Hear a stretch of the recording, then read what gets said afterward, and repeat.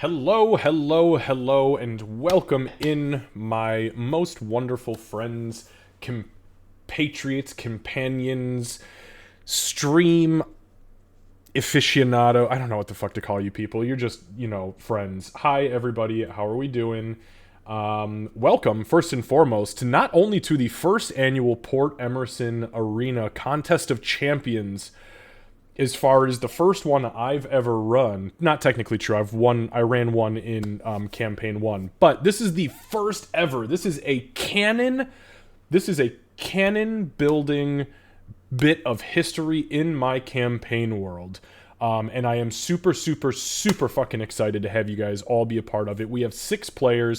We were looking for 8. We didn't get 8, but that's okay. We will absolutely take the 6 because they are 6 wonderful players. I think we're gonna have a great time. You can find all of the character sheets in chat. The chat messages will be popping up. I believe I've got it set to every 15 minutes. All you got to do is click on the link. It'll take you to anybody's character sheet that you want. Everyone is level 10. There's a lot of things that are going to be happening in and or around the arena during and on turns that I will explain here in just a moment for the players, but I wanted to take a minute to welcome everybody back and to obviously let you all know that we are playing Dungeons & Dragons, which, as you know, means that I won't be paying a whole lot of attention to chat tonight. Now, I hilariously had a conversation with Candace earlier that went something like this. This is either going to take us 1 hour flat or it's going to take us the entire 4 hours. There's not going to be any in between.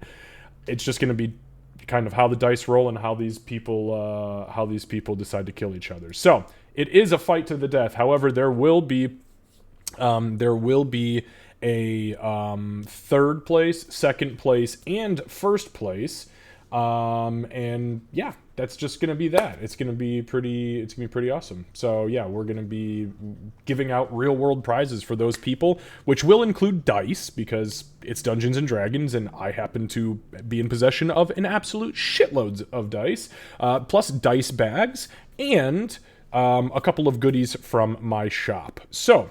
And those will be sent out without anybody having to pay anything. Nobody needs to pay anything for that. I will be taking care of it because this is my event. And yeah, we're kicking off. We're done with spooky season. We're kicking off the season of Friendsgiving, and we are moving very quickly into our holiday season, which I am very excited for. So, without further ado, my friends, I'm going to go ahead and jump over to the players, and we will give them the opportunity to do just a very brief introduction of their characters, and then we are going to dive into this bad boy and see how it goes. So let me go ahead and close as much of this shit up as I can so you get a better picture of the wind, or a better picture of what's going on here. And yeah, that'll be that. So bear with me for just one moment, my friends.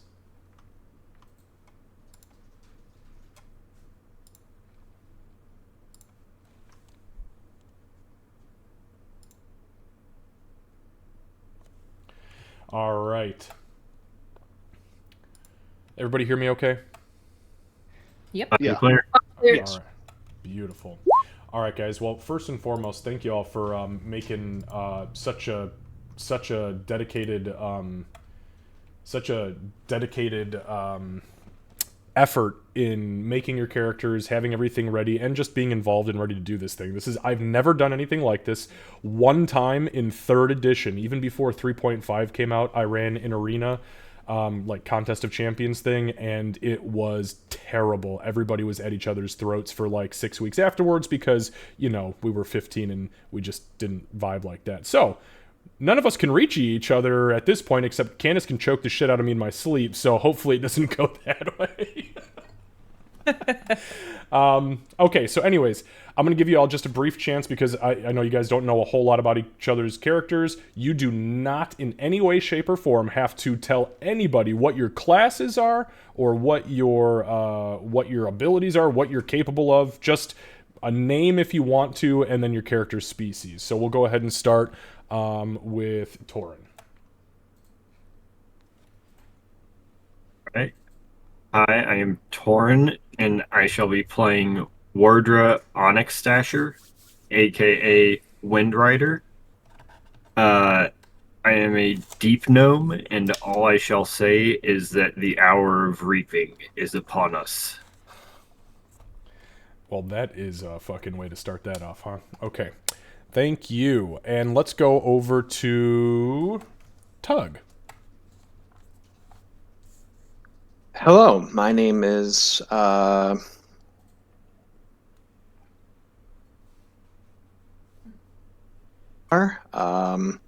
all I will say is good luck to everyone if you think you can survive. All right, let's go ahead and hear what Rose has to say about her sneaky little snack. I love that you called her a sneaky little snack, but she's about to be your biggest fucking problem. Um, so Ain't my problem. I'm just here to facilitate. The so my character's name is Floyf. She is your tiny little goblin problem that will be literally running in between your legs and hiding as much as humanly possible. All right, beautiful. Floyf, welcome on in. Okay, Nerdy, go ahead. All right. So the sassy, I guess the sassy half elf that was in our picture earlier, who actually looked, I didn't realize I made her look kind of stupid, but yeah, she's dressed in flowy, like flourishing clothes and leathers, and that's what you know. All right. Sayru. Hello, hello. I am playing Valerian Pathfinder. I am a forest gnome, and I don't really have anything witty to say other than I'm probably going to step on your toes. A Pathfinder playing Dungeons and Dragons? Come on, get fucking with it. And that's a TTRPG joke. We have many of those coming, by the way. All right. It's 5th edition now, Saber, not 3.5. That's okay. We've got, last but surely not least, we have Mr. Mercy himself, who I will just refer to as Cabra. Cabra. Hey, how's it going? Ragranak, Pale Blood, big half orc. You know, he's seen some fighting before. Old orc, you know. Awesome. That's all we got to say about an old orc. Yeah, an old orc still wearing plate. Pff, my boy. You guys know I like them savage races a lot. Actually, you know what? I was thinking about it the other day. Of the last, like, probably 6 games, quote-unquote, in between one-shots and then, like, beginning of campaigns, I've played nothing but savage race characters. I don't play normal people. Okay, so with that being said, my friends, I'm just going to give you a little, obviously you guys are on currently the map of my campaign universe. Well, this is the prime material part of the map. This is obviously not the entirety of the map, and actually this is only a section of the entire map, but we will be on the continent of Trubenshard, which is where we started the entire campaign universe, and we are going to be in Port Emerson. Port Emerson is a slaving port. However, at this point in history, which by the way, we are 200 years before the first happening, we are 1,200 years before the second happening, we are 2,200 years before the days of the Wildlands. Port Emerson has just come to power among Helmcar, Port Wirlin, and Port Sindrian, which were the other 3 major ports. Now, Port Emerson at one point in time was just a colony of less desirables. That's kind of where the rest of the continent kind of pushed, you know, the thieves, the bandits, the slavers, those who just had a mindset that did not fit in with the current day. Eventually, that grew into a civilized structure, if you can really call it that, and eventually blossomed into what is now an absolutely massive metropolis. Unfortunately, the one thing that they've got going for them that brings them a lot of money is slave trade between them, the Wildlands, and Trinity, which is the southern continent. And it is well known, and from this point in history all the way through the end of my campaign world, that is what they're known for. So I know it's not a fun subject to talk about, but it is a real one inside of this world. So all of your characters are in some way, shape, or form enslaved, whether it be through indentured servitude, or just straight up, we captured you, you belong to us, you're not going to escape or we're going to kill you, or maybe you were born into it. Doesn't really matter because this is not really like a big role play thing. However, this is important because this is the first year that Port Emerson is being recognized by the other 3 major cities on this continent because of their Contest of Champions. And this is the first ever Contest of Champions to be run. So it's an important piece in building the history of the world. So, okay, let's go ahead and take a trip to the arena. So, my friends, here is your arena map. Now, I know it seems like it might be a little bit over-labeled, but I figure we were better over-labeled than under-labeled because there's a lot of shit on this map, and there's a lot of things that are going to be dependent on you utilizing the map itself. So, first and foremost, give me a second. I'm going to actually change the size of you guys' pictures just a little bit. There we go. Okay, so first and foremost, we've got, and I'm going to do some pinging here. So there are 2 of almost every object split on the map. So the 2 things I am pointing at right here, one next to Wind Rider and one down to the southeast, just south of Valerian. These are saltwater pools that do have something. You're not entirely sure unless you go to, investigate it. There is something inside the pool. However, both pools are infested with swarms of kippers. Those are essentially piranhas. Okay. These 2 large green pools, I don't need to really tell you much about that. Those are massive vats of acid, so have fun with that. Anything that has a number on it either is telling you that it goes up that high or down that high. The black pits on the field go down 50 feet into a hole, whereas everything else is at its said elevation. The dome of the arena, which is not physically there, there is an arcane barrier there, only goes up. I believe I said 100 feet, but now I'm second guessing myself. Damn it. This is what I get for not having things written down. Oh, wait, I have a spreadsheet. Hold on. I want to say it was either 60 or 100, but I can't remember either. I don't think it matters because nobody can fly, but... I think you told me 50 earlier. I'm pretty sure it is 50, but yeah, we're going to call it 50. Okay. All right, so 50 feet is the ceiling max, and then 50 feet down is the pit. So... there are 4 trapdoors on the field, which you can see to the north, south, east, and west. Those are locked, but there might or might not be something inside. I guess you have to figure that out for yourselves. There are 4 platforms that are made of stone. Obviously, they're 20 feet up. And yes, those are barricades. There are barricades that face both directions. If you are behind that, you receive 3/4 cover from the directions that those barricades are facing. Apologize in advance. I'm sick. So that's great. Okay. Next. And actually, this is the last 3 things. So I have these 2 tents labeled weapons and ammo. Everybody is starting with nothing, okay, except for 1 suit of armor that was your choice in the beginning. The weapons and ammo, what will be happening is every round, if you approach one of the weapons and ammo stations, it will be cycling through the following categories. And this is not in any particular order. I'm actually going to mix them up so that there's no, so that you have to figure it out yourself. So it will be simple weapons and ammunition as 1 round, okay? Then the next, again, not in any specific order, will be all spellcasting focuses, including divine holy symbols. And then the final round will be, or the final cycle will be all martial weapons and ammunition. Again, that is not necessarily the order that will happen in, but that is what will appear. So again, all spellcasting focuses, martial weapons and ammo, simple weapons and ammo. Then on the alchemy tables, there will be also a 3-round cycle. And again, this is in no particular order. But again, all spellcasting focuses will at least be 1 round, and that does include the divine. A single basic healing potion, and if it is not used, it will vanish. And a single alchemist fire, and that is a 3-round. That is a 3-round cycle. Again, not necessarily in that order, but within the first 3 rounds, you should have a pretty good fucking guess of how it's going to go. Okay, so that's the weapons and ammo, and then alchemist table.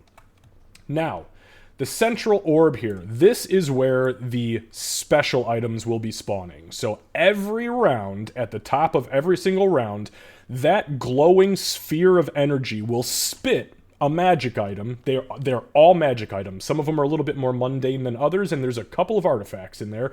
But it will be spitting out, once a round, a magic item. The way that this is going to work with the magic items, and this includes if there's anything in the trapdoors or in the pools, you must use your action to touch a magic item. When you touch a magic item, you will immediately know exactly what it is and how to utilize it, and then you will have the option to immediately attune to it if attunement is required. You still only have 3 attunement slots, but it will happen instantaneously so that you can benefit from it in the now, because obviously it would be pointless if I was like, no, you gotta take a short rest, asshole. So that's how that's gonna work. And I don't think it'll go this long, but I do have 27 rounds worth of random rolls, and I did make, everything, it was totally 100% randomly generated, so I have tables for everything. Now, there is a distinct possibility that during specific rounds, other combatants may spawn on the field, and those range from elementals all the way to demons. And the way that I have them programmed, regardless of what their intelligence is that they will, where they spawn, attack the nearest enemy. That is their intention, is to kill the nearest living target. Full stop. And that's that. Okay. Quick question about that. Yes. Is it fair enough to assume that if they kill something and the next closest thing is another monster, they would attack that monster? You will find out if and when that happens. You can assume anything Fair. you'd like, though. That I will never take away Please from you. do assume. That is exactly what I'm going to assume, and I'm curious when that happens. His character's like, I assume that orc is so weighed down he can only move 30 feet around. Oh god, he moves fast as shit! Hashtag fast as fuck boy. Yeah. Okay. Sorry, you said go that ahead. the middle was it'll do the magic item things. That is correct, yep. Yep, big center orb. And that's a 25-foot up platform, by the way. And for the weapons, will we need to use an action to get a weapon regardless of what it is? Nope. The only reason why you're using actions for the magic items is because you will immediately and instantaneously gain the information to it and then get essentially a free attunement to it if you need it. The weapons and ammo, that's just environmental action. So if you're there, and let me clarify this too. When I say all simple weapons, all spellcasting focuses, all martial weapons, it is the fucking gambit. Anything you want will be there. At least one copy of it. And if there's 2 people there, and, you know, that's the fun of it. You gotta do what you gotta do, right? Okay. So, do I have any other questions from anybody? I know that was kind of a fast track. Oh, yeah, go ahead. Can you refresh my memory on 3/4 cover? Yeah, give me a sec, actually. Shit, I'm glad you said something. I forgot to pull out my cheat sheets. Oh, great, the DM's cheating.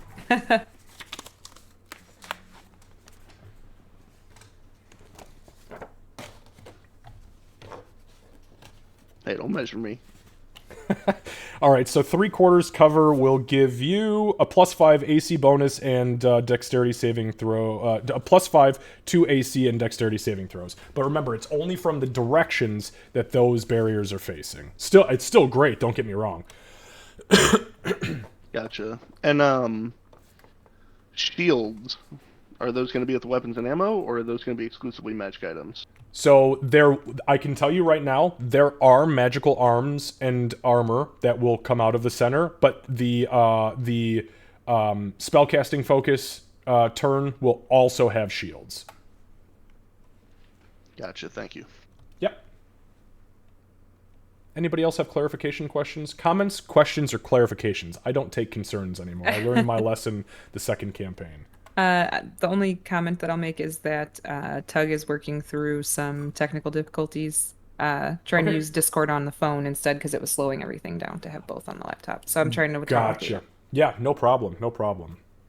Okay, well, As you are all paraded into the arena, there is an applause that rings out through the stadium, and outside of this arcane barrier, which is translucent for the most part, but once in a while there's a shimmer of blue and pink energy that kind of swirls across it, reminding you that you really are essentially caged animals at this point. There is an absolutely booming voice that comes over the arena and quiets the audience all at once. Ladies and gentlemen, boys and girls, those from the far north of Helmcar, and those less desirables far to the west of Port Emerson, we welcome you with open arms and greet you with the kindest words imaginable. I'm sorry, I can't do this. You're all terrible. But we thank you for the opportunity to prove ourselves, to show you what we have become. From nothing, we rose out of the ashes. No ashes we created, by cinders we ignited. We rose, and we are a true metropolis. And we appreciate your recognition.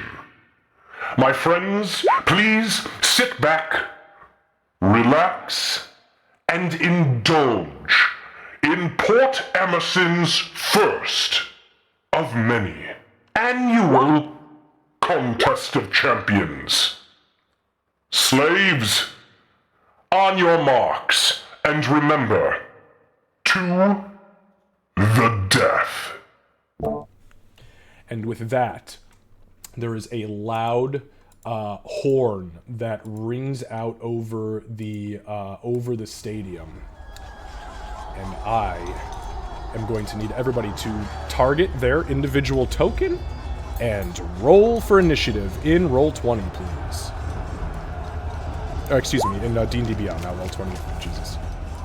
And if it doesn't come through, I can add it. I thought mine was bad. Hey, you guys are doing good. It's populating. That's what I like to see. Also, that's really loud. Jesus. It's kind of loud. So, question, Xavier. With Rakish Audacity, so do I just roll my initiative and then add the charisma modifier after, so that you know? Give me 1 sec. Because it's going to depend exactly on how the verbiage is listed. You said it was Rakish Audacity? Yes. Alright,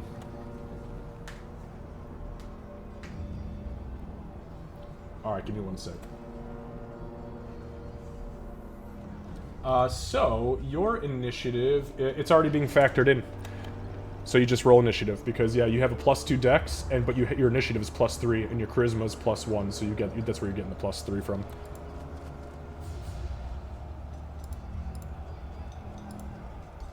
All right. So I've got, who do I have here? I see a 5, a 6, and a 21. 21 for Valerian. Okay. And a 13 for Rose. And I don't see... I got a 13. There, okay, I see this... Well, Tug, I saw...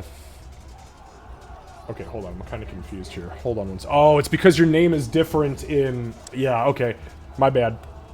Your name is different, so it threw me for a loop. But I'm seeing that you rolled a 13.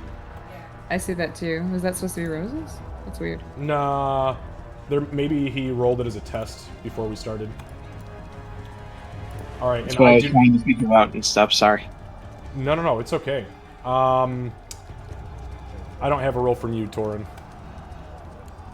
I rolled one, and it came up with a nat 1 +3. I don't know why it didn't go through. I can go ahead and roll again if you want. No, you don't have to roll again. Just do some troubleshooting for me, because obviously that's going to create an issue. I can't stop and look at the game log every time you need to do something. So. Yeah, not a problem. So it's a 3 total? 4 total. Oh, 4.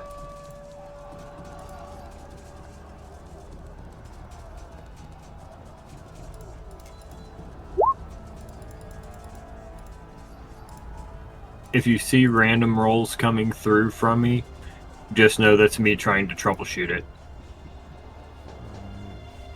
I will try to keep them to a minimum. Candace 6, flow. Try refreshing both browsers. That's what I used to have to do when I played Doc. All right. So, top of the round. We go to Valerian. Valerian, the round kicks off, and you've got the jump. You see, as soon as the horn blows, everybody starts to move.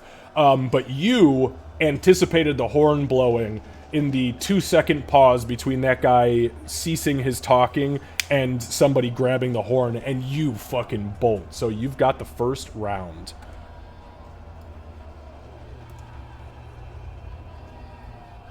Options. Remember, you've got 30 seconds, otherwise I take your turn. Oh, yeah, I forgot about that. So I'm gonna... I don't know if I have enough movement, but I'm going to try to make it to the weapons.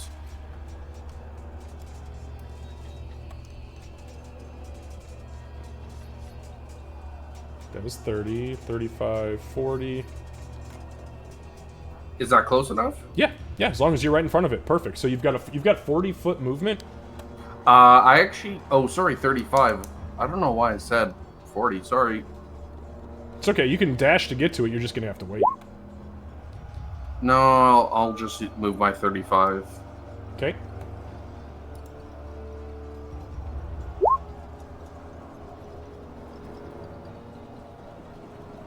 Yeah, no, that's where I'll end my turn. Okay. Floaf. This little gnomish guy runs right in front of you and just stops. Looking at the weapons. What do you do? She's just gonna completely ignore him and kind of probably try and go around him. She wants to climb this tree-looking thing that's in front, like, to the left of her. Okay.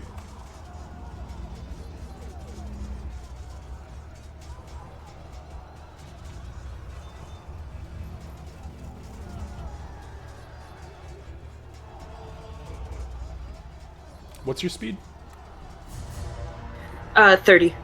30, okay. So you can't get to it unless you dash, or you take an attack of opportunity from Valerian. She'd probably dash to get there. Okay, then what you would be doing is you'd be going up around the pit, but that'll get you to the tree. Actually, it'll get you, so it's 5, 10, 15, 20, 25, 30, 35, 40 gets you to the base of the tree. But you said, what's your movement, 30? So you could actually climb the tree all the way to the top if you wanted to. Hell yes! Okay, you jump on. Go ahead and give me an athletics check as you begin to climb the tree.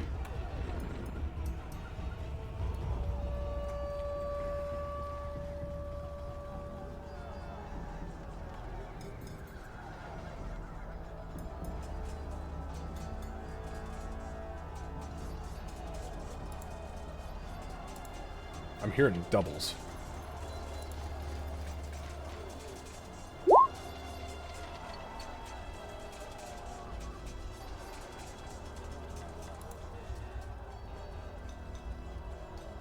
Sorry guys, give me just 1 second. I'm hearing doubles. So yeah, it rolled 3 times for her for some reason, but the first one was the 15. Okay. Did it really? Yeah. Okay.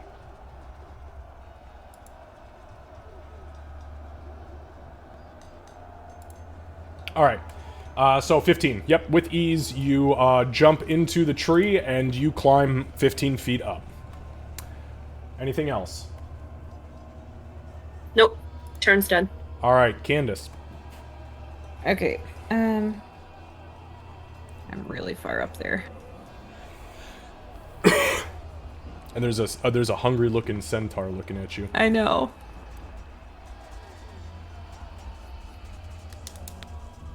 So I've got 30 feet of movement, so I'm going to...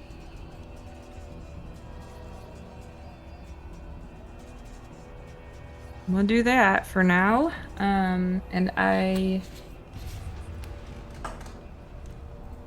want to hold my action to cast Vicious Mockery if anybody comes at me. Like if they start charging me or coming at me aggressively. Okay, and I apologize, you guys. I forgot. I mentioned at the top of the round. Of course, I forget the first fucking round. Nobody would have been able to truly get to it anyways because of how high it is up. But at the top of the round, the orb pulsates a couple of times, and this huge fucking greatsword falls out and lands on the ledge and begins to gleam with this like dark, almost necrotic looking energy. Big ass skull for the pommel, and the cross guards look like finger bones pointing up. It's pretty badass. Okay, so you're holding Vicious Mockery for what? If somebody comes after me aggressively, so if somebody's coming to attack me, or if Crazy Bitch in the tree does something to me, then I want to react with Vicious Mockery. Okay, now everybody understands that this is a fight to the death. I guess that is, I'm just making sure. You can. Everybody wants to hold actions and not hurt each other, but you're gonna have to fight eventually. Hold on. It's okay to kill your friends. Like, if you don't, they're gonna someone's gonna kill you. Yeah, actually, I will. I'll just use Vicious Mockery on her in the tree, because I don't like that she's getting a vantage point. And what is that, 60-foot range? 60, yeah. Okay, then no problem. So, you call out to her. I say, you're the prettiest goblin I've ever seen. That's mocking? Yes. Whatever. Okay. Spell, please. Yeah, so it is... I believe it's a charisma saving throw. Yeah. Wisdom. It's actually wisdom. Wisdom saving throw, Floif.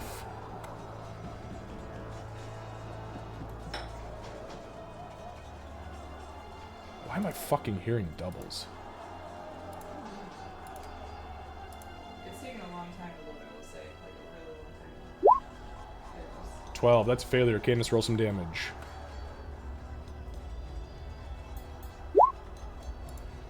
Four points of psychic damage.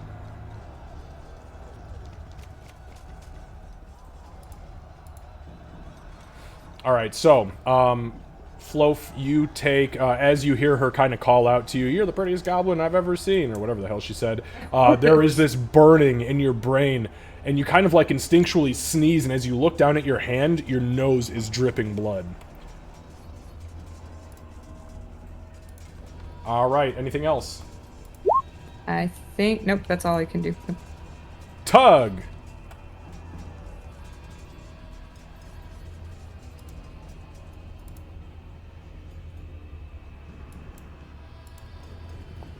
I think I'm just going to go right in where I can find like a weapon or something at this point. Okay.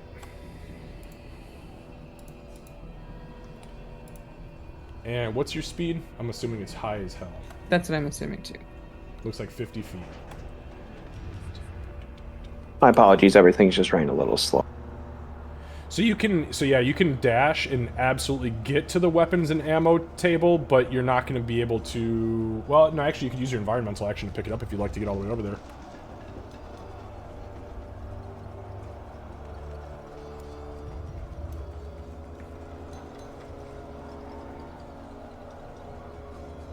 Oh, you guys, this fucking double audio is gonna fucking kill me. And where is that under right now? Where is what under? I'm sorry? Environmental roll or whatever it's called. Oh, you don't need to make a roll for anything, but I was just saying, if you want to use your... Because you can only move 50 feet, so you're gonna have to dash to get which is using your action to get to the weapons and ammo tent to the north there, and then it's an environmental action that will allow you to utilize or to pick up a weapon. Yeah, that's fine.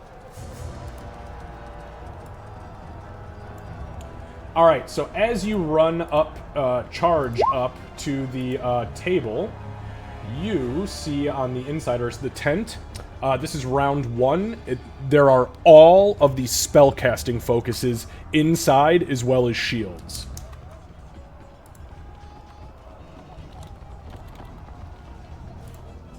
I'm going to go and grab a shield real quick. Okay, and you are... Let me just take a quick look at this real quick. Yep, that's what I thought. So, you grab the shield. As you grab the shield, there is a flash of light that emblazons the front of your shield with your god's holy symbol, granting you the ability for that to not only act as a shield, but also your divine spellcasting focus. All right. So, that brings us to... Uh-oh. Ragranak. Hi. I'm gonna use my bonus action to cast Expeditious Retreat, and then I'm going to dash up to the very top of the item pool to where the greatsword is. Okay. Give me one sec here. You said you're casting Expeditious Retreat? Yes, sir. Okay. Perfect. So you incant momentarily, and your feet, your old orcish feet, pick speed up, and you begin to bolt like hell. And what does that increase? What is it? Does it double your speed, or does it just give you like 50 feet or something? It just lets you. So when I cast it as a bonus action, I can dash as my action, and then for every turn while I'm concentrating on it, I can use a bonus action to dash instead of having an action dash. Perfect. Okay, so there's the the yellow icon, just so everybody knows if you haven't played in any of my campaigns before, one shot's yellow icon means that you are concentrating. So you get up to the base, and now go ahead and give me an athletics check, since you are climbing the post to get up there. Sure. That's 5, 10, 15, 20, 25, 30, plus 25, that's 55. Alright, easy. Not only do you manage to get a spell off in full plate and get to the damn post, but you scale it with ease and pick the greatsword up as your environmental action. So you immediately feel that this is a greatsword of life-stealing. And you can choose to attune to it or not, it is your choice. The long and the short of life-stealing weapons is that if you roll a nat 20 with your attack roll, the target takes 10 points of necrotic damage on top of whatever greatsword damage you roll, and you gain 10 temporary hit points. Gotcha, okay. Yeah, I'll use my action to grab it. Alright, so you pick it up. Go ahead and you can add to your character sheet the greatsword of life-stealing. Make sure that you equip it and put it in your attunement slot so it, you know, syncs to your character sheet. Alright. Anything else, buddy? No, that's it. Alright. Let's go to Wind Rider. I'm going to go in. Settle down there, Seru. What are you doing? It's Torin's turn. Your character's name's not Wind Rider. Sorry. So we're gonna go ahead and move over.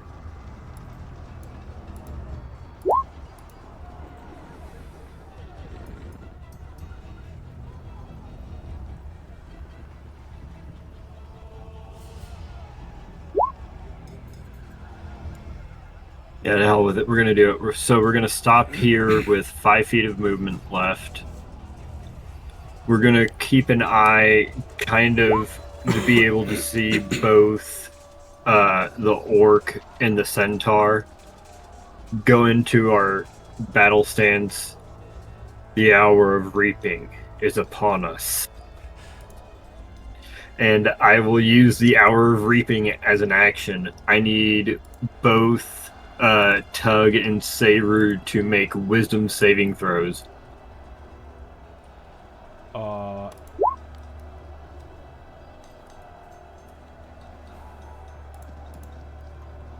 Sorry, that was a wisdom save against magic? That was a wisdom save. Yeah, hold on one second. I can, so... Because on my character sheet it says I have advantage on wisdom saving. No, okay, hold on. Everybody hold on. So first and foremost, you cannot use Hour of Reaping on Seru because it's only 30 feet.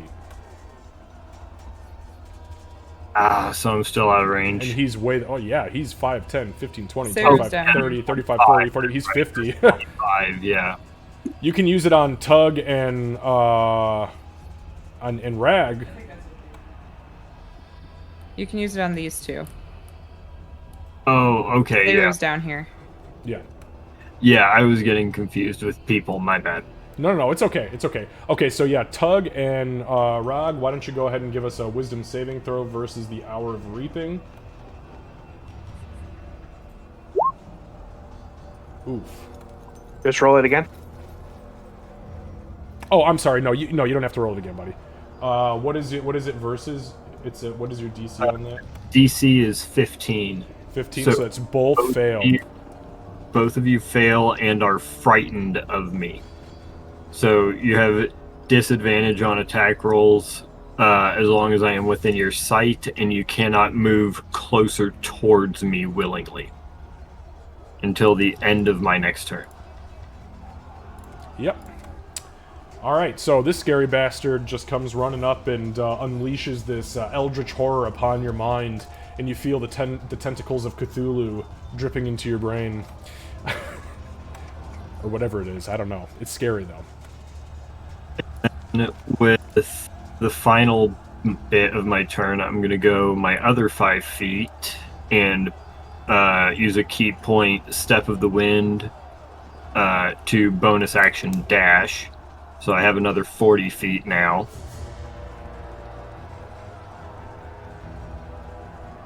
And then I'm going to climb up to be right by the orc. Okay, go ahead and give me because you're a monk, athletics or acrobatics. I don't care which. Jesus. Okay. Yep. You are next to the orc with ease. So all of a sudden, the scary guy gets up in front of you, and yeah, he's not so scary from down there, but now that he's up here, holy shit! All right, back to the top. Dark-skinned gnome, fear me. I am the pain of shins. And that is my turn. All right, back to the top. So, at the top here, give me one moment because I got to uncover something.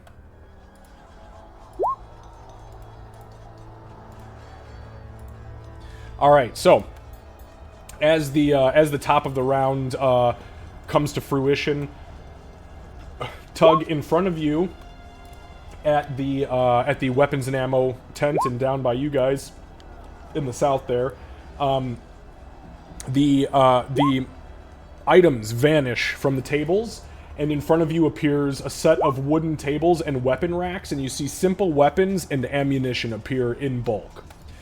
On the alchemist table, Tug, you happen to notice that all of the spellcasting focuses and shields reappear on those.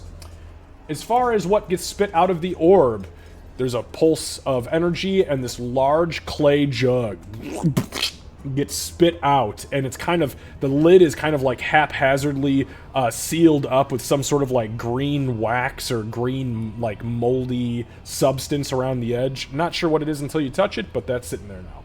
So, with that being said, Seru, now it's your turn. Now I will go to the weapons. Alright, so as you arrive, all simple weapons are in front of you, as well as any ammunition that you could potentially want to indulge in. 2 short swords? Short swords are martial weapons. Oh, darn. So there are no short swords here. Here's what you find. You find clubs, daggers, great clubs, hand axes, javelins, light hammers, maces, quarterstaves, sickles, spears. You also find light crossbows, short bows, slings, and darts with their respective ammunition. I guess I'll go 2 daggers if they got them. 2 daggers. You grab the 2 daggers, go ahead and equip them to your character sheet. They are not magical, these are mundane. Right. Okay. So I used 5 feet. Yeah, I think I'll make my way to the center. Okay.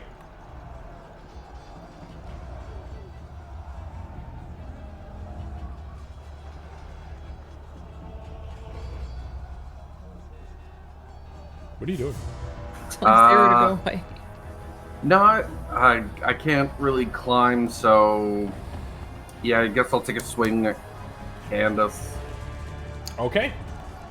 Let's see. Go ahead and make an attack roll with your dagger. Sir, I'm still getting it.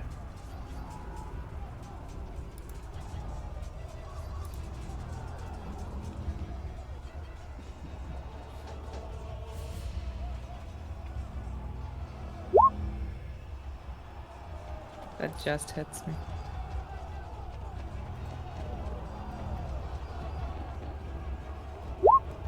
All right, so this little shit runs up to you and stabs you in the leg for 5 points of piercing damage, which is pretty substantial for a dagger. Darn it. I'll use a bonus action. Okay.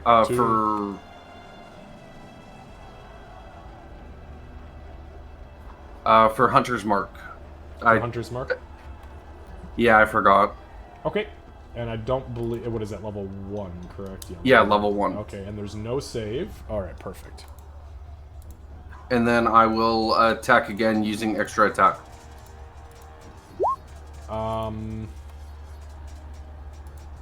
Okay, so those two things have to happen in the reverse order. Using extra attack has to happen as part of your attack action. You can't take a bonus action in the middle of those two things. So I'll let you cast the spell, but just go ahead and make the dagger attack and as your extra attack, and then you cast Hunter's Mark.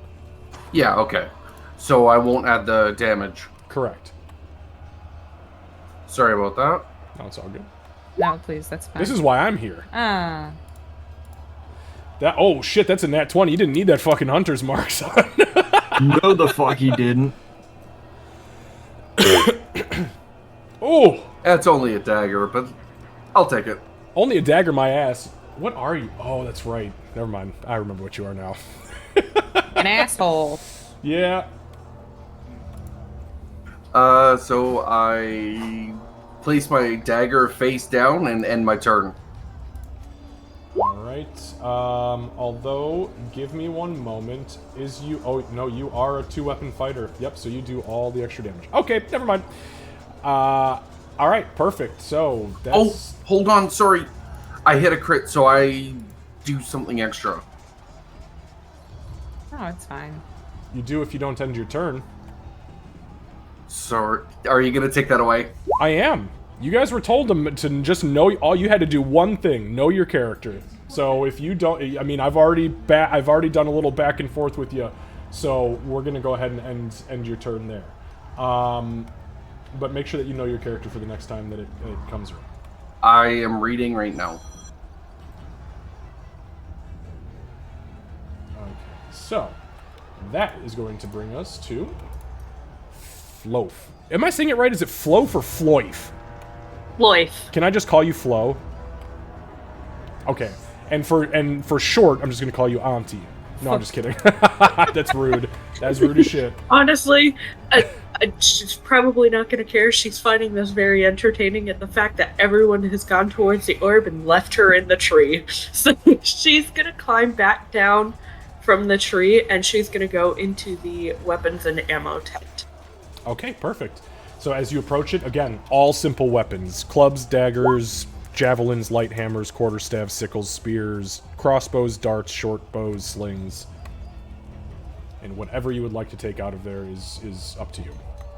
How many weapons are we allowed to take? You can take 2 weapons, and if you'd like to use your rogue cunning action, I'll let you take 2 more. Okay, so she's gonna grab a javelin and spear, okay. And then with her cunning action, she's also gonna grab 2 daggers. Okay, go ahead and add all of those things to your inventory. So you've got 2 daggers, a javelin, and a spear. Nice choice. All right, are you going to be doing anything with your actual action? Are you going to do anything? No? Nope. All right, let's go ahead and bring it to Candace. Okay, so Darwin's going to look at the little shit that just stabbed her in the leg and give a couple of these. And I'm going to cast Dimension Door and go over here. And what level is dimension door? 4th. Okay. And I marked it. And then looking on the table, what do I see on the alchemist table? I'm looking for a spell focus, like an instrument. Ideally. Yeah, I told you that this round, I said it at the beginning of this round, that this round on the alchemist tables are all spellcasting focuses and shields. Okay. Are there any instruments specifically? Everything you could possibly want. So I'm going to grab a lute. Okay. I'm going to grab bird pipes. And I think...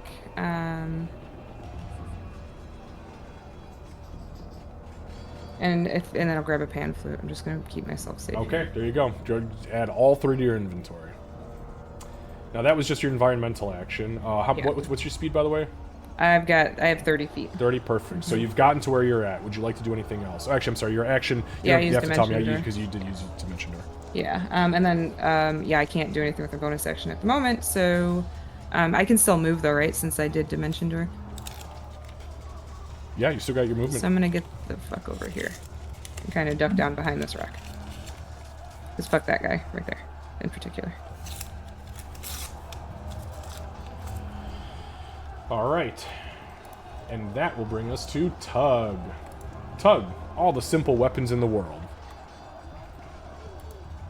So, okay. All the simple weapons in the world. Does it include a greatsword or no? Nope, greatswords are martial.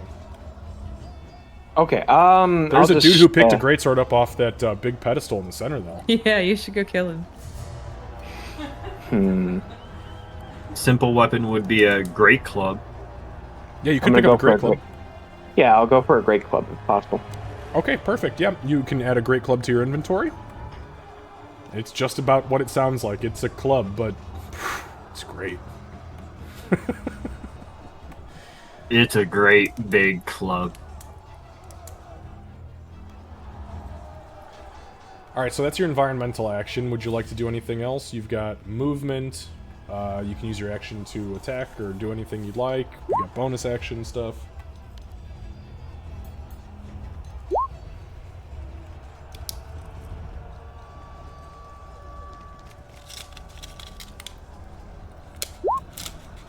Sorry, just having some small stuff with the website right now.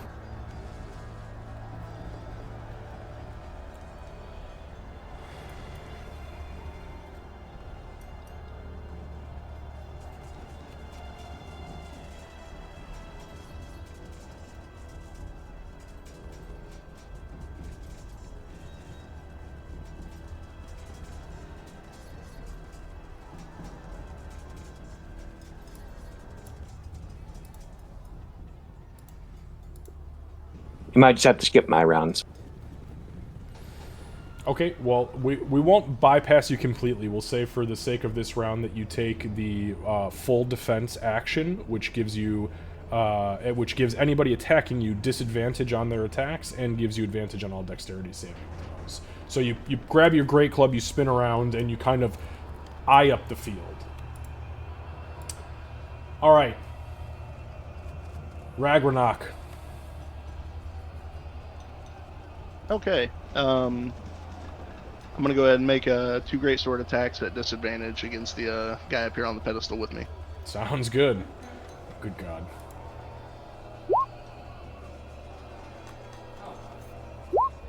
Oh, is there a way to make it just roll with... Oh, I have to right-click, right? If you right-click, yeah. That's okay. We got the first... So yeah, the first attack one. is a 15, that's a miss. Just barely a miss. He is spooky. He is a scary little dude. This is like the gremlin in your nightmares that like came to haunt you as a child. And holy shit. Very much. Okay, well that is a game changer then. Yeah, so the 26 definitely hits. Go ahead and roll some dice for me. Good.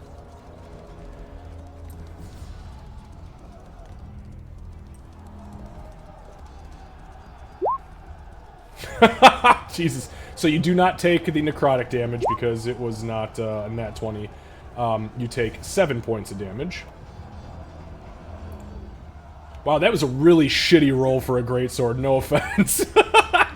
I mean, you win some and you lose some. Every point of damage counts. That is absolutely true. So you get swung on the first time, the dude barely misses you. Swing the second time, and he just, through full brute force, digs deep. Okay, Rag, anything else? No, that'll be the end of my turn. All right. Oh, hey, look, Wind Rider. Hey, really quick, is it at the beginning of your turn or the end of your turn that the fear fades? I believe it's end of my turn. I'm in the section now to verify, but at the end of my next turn. So end of this turn, the frightened ends. Understood. Okay, so it is your turn. What would you like to do? I would like to use my first attack to make the shove action and try to shove this guy in front of me off of this 25-foot drop by drop kicking him in the chest. Okay, one moment, please. Or probably, considering my height, probably more in the stomach. You're a monk. You can jump pretty high. Alright, so you use the attack action, so you're going to make a special melee attack to shove the creature, to knock it prone or push it away from you. If you're able to make multiple attacks, yada yada yada. The target must be no more than one size larger than you, which is perfect here, and within your reach, also perfect. So, I need you to make an athletics check, and we are going to be contested by an athletics or acrobatics check. Your choice, Ragnarok. I'm going to keep calling you Ragnarok. It's Ragro. I'm just calling... I don't want to call you Rag, because that sounds just as bad as Aunt Flo. Rog. What the fuck, guys? Rog. Rog. Yeah, it's not Rag, it's Rog. It's Rog. Okay, so go ahead and give me some checks here. I just wanted to verify real quick. Strictly athletics or acrobatics? Nope. For you, it says flat out, you must make an athletics check contested by the opponent, which gets to choose. Cool. However, if he was incapacitated, you automatically succeed. Holy shit! No! How did the negative what? See, this is why I love fucking D&D, you guys. I love it, right? Because sometimes things shouldn't happen the way they happen, and they do anyways, and this is just beautiful. So you jump into the air, and you fucking kick this guy full force in the chest. And as you do so, the plate and the weight of the greatsword and being on the edge, and the fact that he's like an elderly orc, just kind of throws him enough off balance to where he's like, oh, shit! And wah! He falls off. However, Rog, on the way down, go ahead and give me a dexterity saving throw, please. This will not eliminate your damage, but it could possibly reduce it. I said possibly. Give me a second. That's a 9. I love how it popped up with 9 the very moment you said, I said possibly. Okay, so you guys hear this oof from up on this platform, and over the edge comes Rog, falls 25 feet, poof, 19 points of falling damage as you hit the ground hard. I'm so glad I didn't go to the others. I was going to go to the other side initially. Oh, he's far from out of this fucking fight, let me tell you. No, I know, but that would have hurt me a shitload if he landed on my ass. Oh, that's fair. Oh, yeah. Yeah, that's... Oh, God. I would have had to factor all sorts of weird shit in. Okay. Torn, please continue. Right? No, I said 19. Okay, Torn. That was the first bit. Yep, that was the first bit. And then with the second bit, we're going to jump down right towards him and go with the second attack. Is this through extra attack? So here's the problem with that. You're taking your move action in between those two things, and you can't separate them. So you are going to lose your extra attack unless you throw something or shoot something. Fair enough. Then I did it to Seru, so I got to do it to you too. Yeah, that's completely fair. That sounds nasty out of context. Oh God. Shut up, Seru. Put those eyebrows down.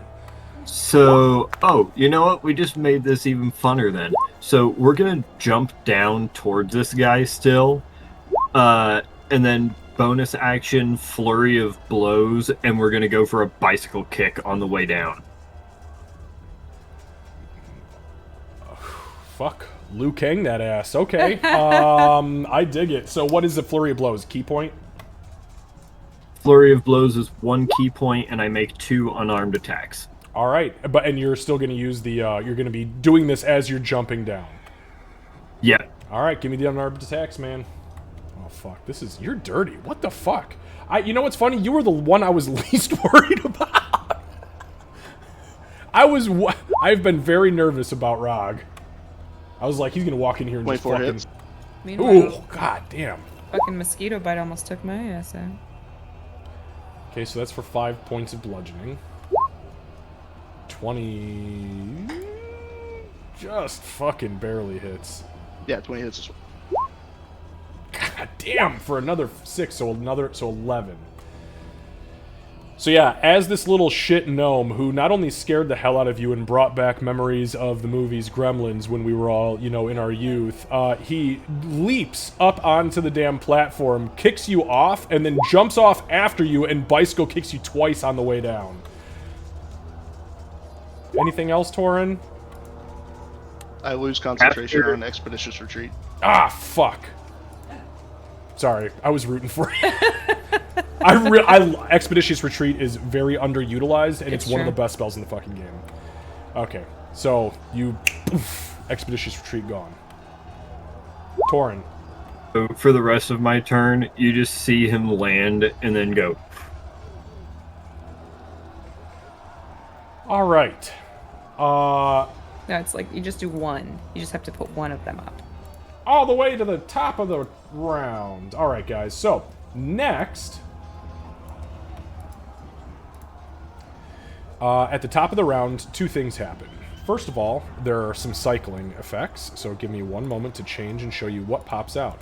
So the orb in the middle, it spits out this massive bag. As the bag kind of hits the platform, you see it kind of almost looks like it's full of air for just a second, like the bag took a breath and then breathed out once.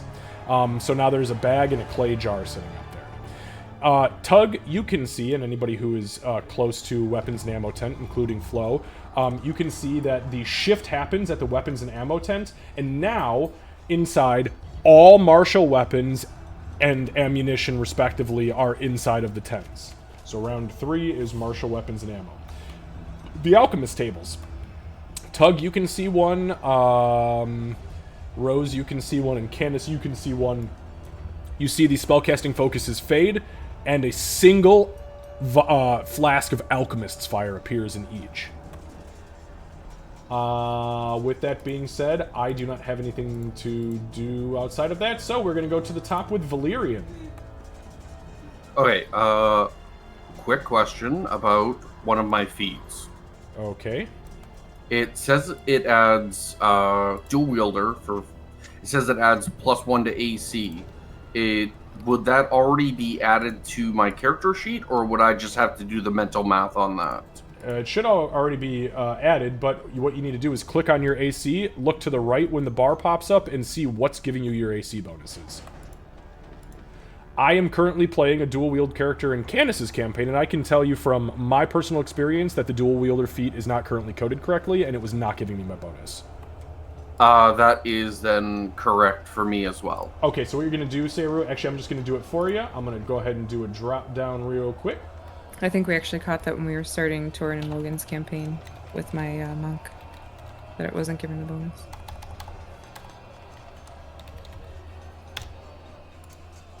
There you go, buddy. Go ahead and refresh, and it'll be good to go. You're at 16 now. Sorry, D&D Beyond or Roll20? D&D Beyond.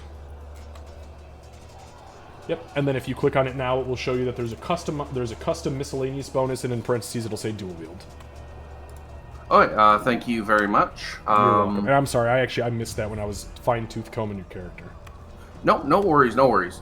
So I would have ran over here, I would have stabbed at the person, and then they just whisked themselves away, and then I hear a loud thud, and but I with see your the big hunter's guy on the mark ground. active, now just so you know, with your hunter's mark active, you do hear her heartbeat in your head behind the boulder that she ran behind.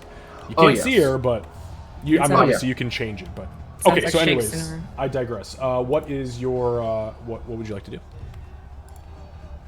I'm going to chase after the gentleman who fell, because why not?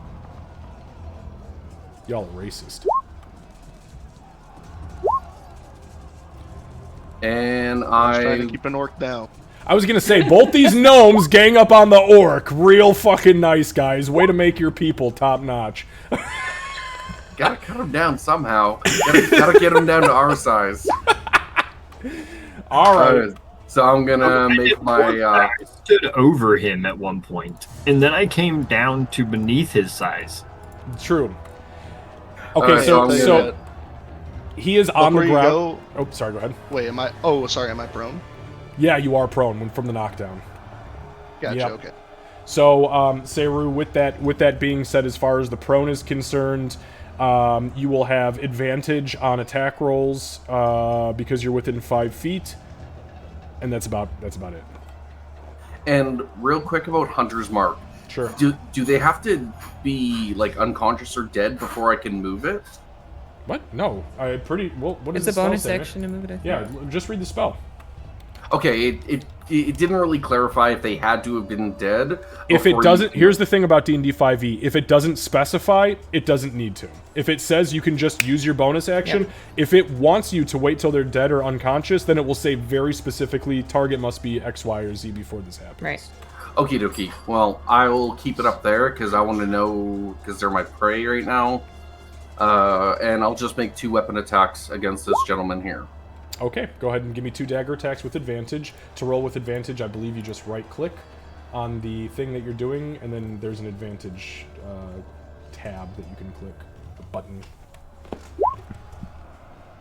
Nope. Oh no, he did do it. Yeah. Wait, did it add them together? Oh yeah, it did. Okay, never mind. Don't do whatever the fuck you just did, because it added them together. Just give me 2 rolls. Okay, so that, yeah. Why would it do Just that do the on thing. hits? I don't know if you sent it to my number too. That's really weird. Okay, well the 20 definitely hits, so you don't even... Well, you can roll again to see if you crit. Okay, yeah, we get it. The 24 hits too. Now give me 2 more rolls. We get it, Seru. We get it.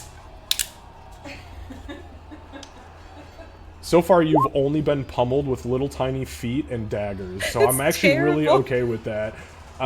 So the 17 miss... the 22 hits. Okay, go ahead and give me 2 daggers worth of damage. It hurts. It hurts, Rog. It hurts. Okay, so 6.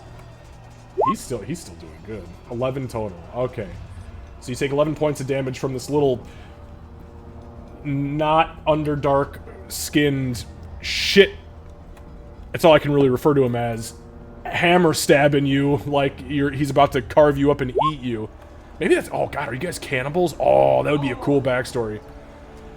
Okay, also with my slasher feat, I reduced their movement speed by 10 until the end of my next turn. That's only if you crit, right? No, once per turn, when you hit a creature with an attack that deals slashing damage, you reduce the speed of your target by 10 feet until the start of my next turn. It doesn't work. Daggers are piercing. Oh, never mind then. Yeah, slashing is the keyword there. Okay, yeah, okay. Alright, well, I'll take my wind where I can get it. And that means I can hit twice, and I'm okay with that. Okay, so this got really unfair really fast. And I can't wait for the round when a creature pops up and starts fucking picking gnomes up and throwing them in acid. Yeah, start with the gnomes. Alright, Flo, it's your turn. You see these 2 little shits just on top of this orc. Punching, kicking, bicycles, knives. They've pulled out all the stops. He's genuinely like, you know what? It's not me, so it's fine. You said that it's martial weapons that are in the weapons and ammo tent, correct? That is correct, yep. So that would... Do you need a list of those, or do you got them? Nope, I already know which ones I'm gonna pull. I wrote it out well before. If she can, she is going to pull out a longbow and a short sword. Done deal. You can also add a quiver of arrows to that as well. Otherwise, the longbow's not going to do you much good unless you're going to unstring it and use it as a bow staff. Don't recommend that, by the way. I mean, I could recommend just using the bowstring if you don't have the arrows as like a garrote or something, potentially. Good God, man. This is Luke Hang over here. Yeah, this is Wind Rider we're talking about. That's true. This guy plays no games. All right. Anything else, Flo?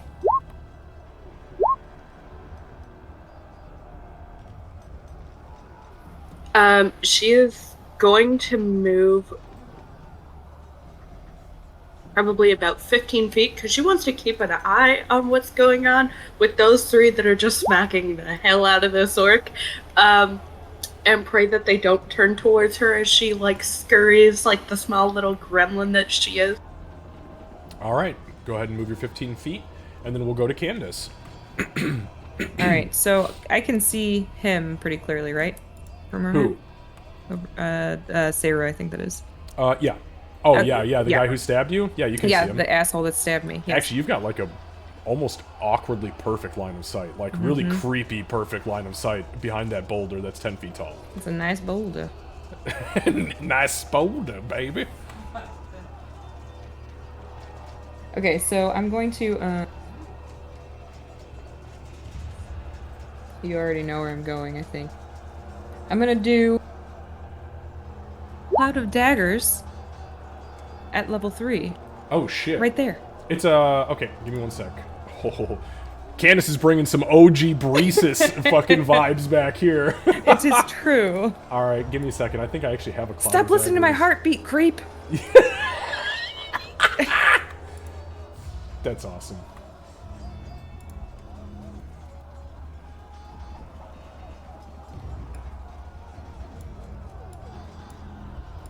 All right. What level? You said 3? 3, yeah. Which means it is 6d4. I love it, by the way. You're the only full spellcaster, which is really cool. I was like, man, nobody here's got above level 2 spells. And then Candace is like, I can cast 5th. And I was like, oh, Jesus! What'd you do? Okay, Here so we go. you strum the lute or flit around the panpipes, and all of a sudden, above all three of you, as you two are hammer stabbing this poor fucking orc on the ground, this old man, this fucking old crippled man, you pieces of shit. Suddenly, these daggers spring into existence and spin into a vortex over Valerian. Go ahead and give me some damage, Candace. 13 points of slashing damage to Valerian. Excellent. So how would you like me to do it? Do I do the damage on the character sheet? Both. Or on the... Yeah, oh, both. both? Okay. Both. Yeah, Yep, so they when both you need to click be your updated. character, you can change it on Roll20. Yeah, but it doesn't It doesn't automatically change do it in D&D. Yeah, you have to do it on both. I just know a lot of people forget about Roll20. There you go. That was very fast math, Saru. Jesus. That's Well, concentration, by the way, right, Candace? It is indeed, yes. Okay. And speaking of concentration, yep, Saru, I I need yep, you already know. Constitution saving throw, please. And then I'm Hang on, also... Candace, give me a second. I need to Yeah. resolve this before we move on. Sure. I don't think I 5, made and it. the hunter's mark, and he does indeed He does stop st- listening to your heartbeat. Not by his own free will, much like him being here. Not by his own free will. Yeah. Okay. So, yes, Candace, go ahead and finish your round. I just wanted to get that taken Yeah, care and then she'll take a step here so that he can't easily see her. And... Where'd this bitch... Oh, there she is. Okay, yeah, I'm good. I know you were talking about Flo. Where'd this bitch... Oh. I literally just died of getting that quote. All right, Tug, how we doing, buddy? How's the connection? Slow, but doing as well as it potentially can for a laptop, so. We know how it goes. Yeah, we do. We've been there, trust me. Okay, buddy, it is your turn. The people in the center are in the middle of a horrific melee. There's some chickies skirting around the edges of the map, doing things and watching stuff and singing tunes of dagger death. And behind you, there is a hum of energy, and as you turn around, holy shit, there's your greatsword. I'm going after the greatsword. All right, so you're like, man, fuck this club. Drop the club and you yank the greatsword. And that's just an environmental action. So again, you still have movement. You still have an attack action. You still have bonus action. All sorts of good stuff. So would you like to do, or can we help you progress in any other way? If not, that's cool. You just do you, boo-boo.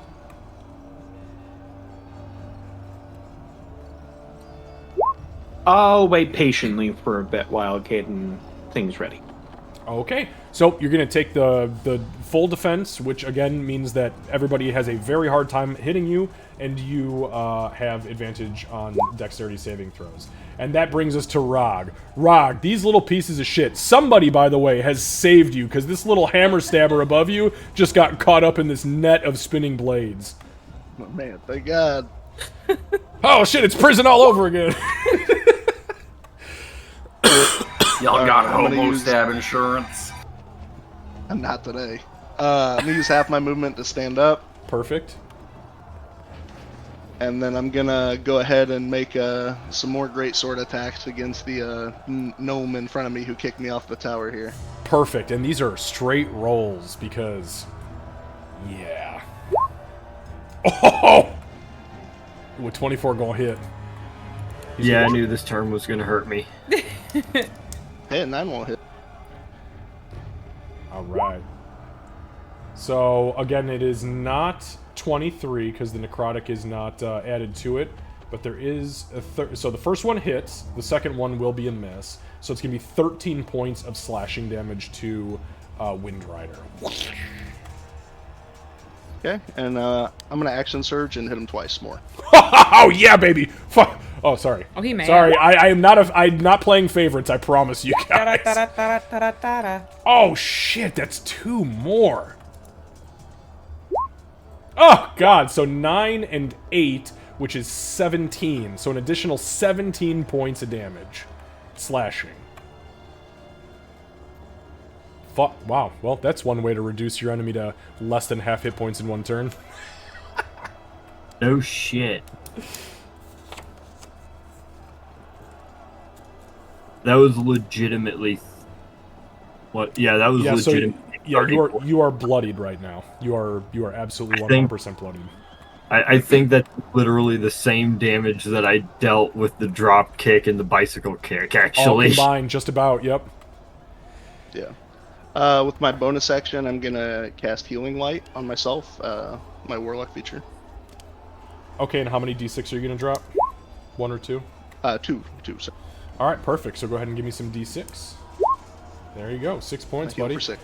Yeah, so this big, beefy guy who just got the shit stabbed out of him in some weird, like, prison shower shankfest, stands up, swings twice on this poor gnome, and then screams, swings 2 more times, and then you hear this, like, weird, almost angelic voice spill out of his mouth, and as the words manifest as these glowing motes of energy, they hit the wounds on his chest, and they seal closed. Not all of them, but some of them.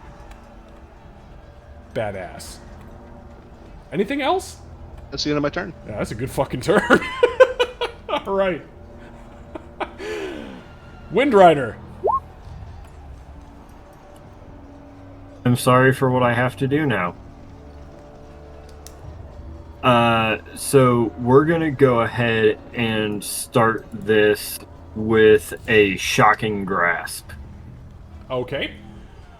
So you mutter a very quick incantation, and you reach out. Go ahead and give me a melee spell attack, please. And he is wearing metal armor, yes? He is wearing metal armor. Oh, shit. Yeah, so you roll with advantage. Ooh, you are fucking smart. I also was smart enough to make sure to take every single spell, make sure all of the spells that I took did not have a material component, so I didn't need a focus. Always good. Alright, so the 19 literally just hits.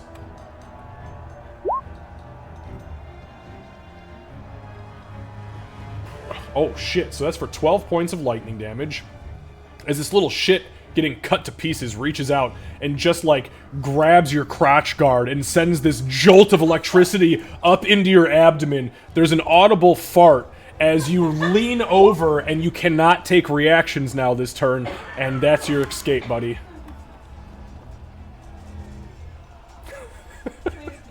Oh, and I'm not grab my crotch and make me fart? What? I am not done either. So as my bonus action, I'm going to use a key point for Flurry of Blows to make 2 unarmed strikes. Beautiful. Actually, you can't do that. You can only use Flurry of Blows after you take the attack action on your turn, and you use your action to cast a spell.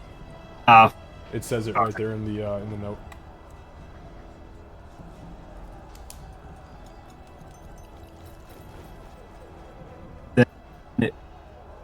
I will still use a key point, but instead I will use it for patient defense. Okay, understood. And you're gonna still hang out there. You're not gonna use any movement. I'm gonna hang out right there. Okay, totally understood. Beautiful, beautiful. All right, you guys. So we are all the way back to the top of the round. 2 of our combatants are already at bloodied. So, this is turn. Oh boy. I'm gonna roll some dice. Give me a second.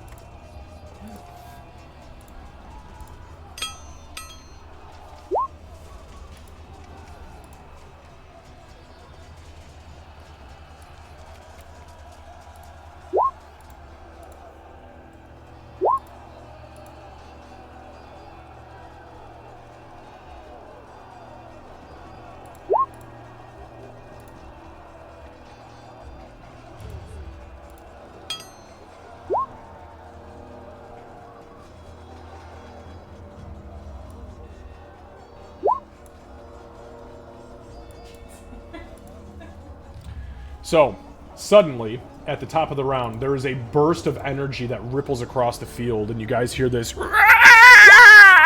as this very quickly, rapidly forming summoning circle appears in front of you, and this creature rises up and out of it and looks around.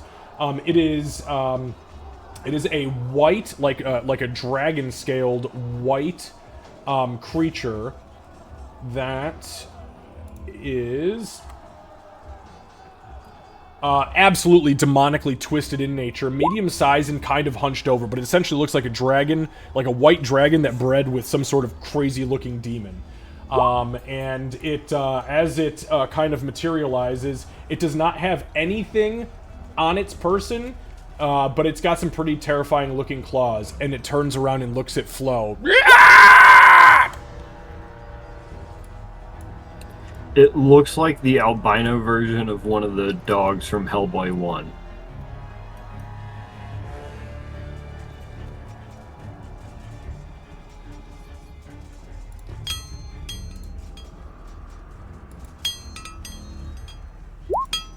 So it tries to bite you, first and foremost, and rolls a nat 1. And you're like, oh, I saw you coming, bitch. Woo! Matrix dodge. The second... As you come back up, though, a claw catches you in the cheek, and it digs deep. The third attack, the second claw, sweeps up, and as you reel down in the pain from the first claw, you manage to successfully dodge the third attack, but you do take a little bit of damage. So, with that being said... Can I uncanny dodge it for, like, half? You absolutely can, because that is a reaction for you, is it not? For fucking sure. So instead of taking the 6 points of damage you were going to take, you only take 3 slashing. Well done. Alright, with that being said, since it is the top of the round, I will also make sure that you guys understand that there is another item that has popped out onto the field. What item is it? Well, hold on to your tits and I'll tell you. Did you just grab your boobs, Candace? I was going to, but I didn't know if I should. No, I like it. Rocket. Okay. There we go. Thank you. So, out of the orb at the top of the pedestal, another item kind of drops out of it. It's about the size of a ping pong ball and looks like a bead filled with some sort of purple jelly. So now there is a clay jug, a bag that took a breath, and some sort of weird jelly-filled bead. On top of that, just so everyone is aware, the weapons and ammo, or the weapons tents have switched back to all spellcasting focuses and shields, and the alchemy tables have switched back to a single healing potion each. A standard healing potion. With that being said, Valerian, my friend, it is your turn. Alright, so if I step out of this, Actually, it's Yes, your it's turn. me, yeah. Hang on 1 second. Candace, go ahead and roll some dice. It's at the start of your turn, or if you enter it for the first time ever. That's why this spell is disgusting. You at least get 2 free hits. Oh, God, fuck. So 16 points of slashing damage, you're like, ah! Oh! Enjoy the dagger, you look at the guy in front of you, and you're like, at least I'm not that guy! As you're being run through the bardic cheese grater. Don't you dare say, Rue, you're forbidden. You are forbidden. That's the forbidden I refute fruit. it in the name of Garl. They have forbade it.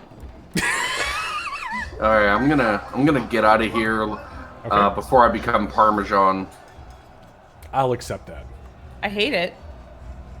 What? Parmesan is usually grated. Stop making me hear it. Take your turn. Where are you going? I will step back. Oh, it's not doing it.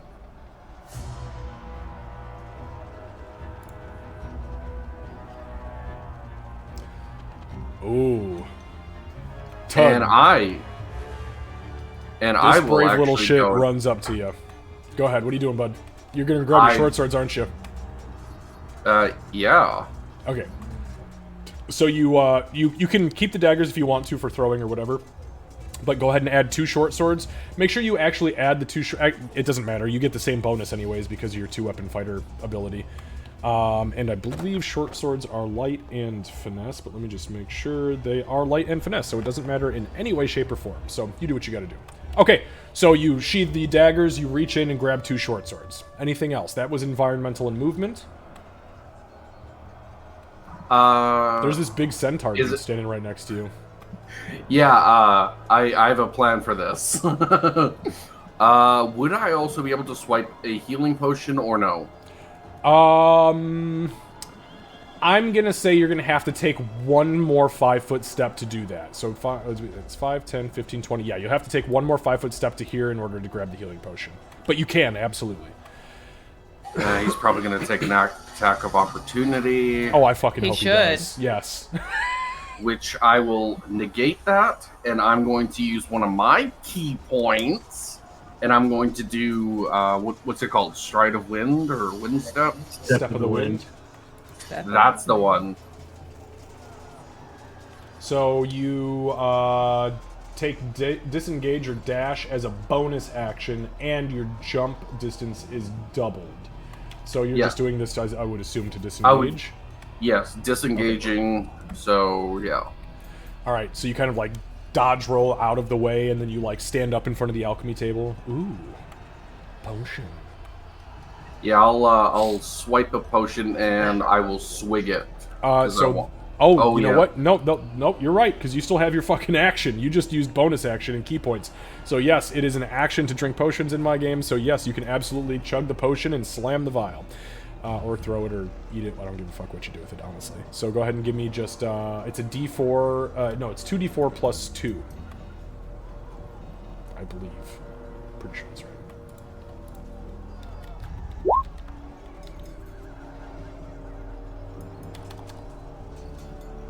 So that would be 2d4 plus 2, so 5? So give me just 1 second. I'm pretty sure it's 2d4 plus 2. It's so rare that we use them that... It is. Yeah, it is. It's 2d4 plus 2. Okay, beautiful. So yep, 3 plus 2 is 5. So 5 points of healing you gain back. Good use. Okay, 1, so 5, 10, 15, 20, 25. So I got another 10 feet of movement. Yes, you do. And, yeah, so I have equipped my swords and used my bonus action, healed, and yes. Alright, that was a fucking action economy intense round. Flo! Things are happening now. Things are happening whether you fucking liked them or not. Would you call it chaos? Speaking of, fuck this creature. She is going to rage.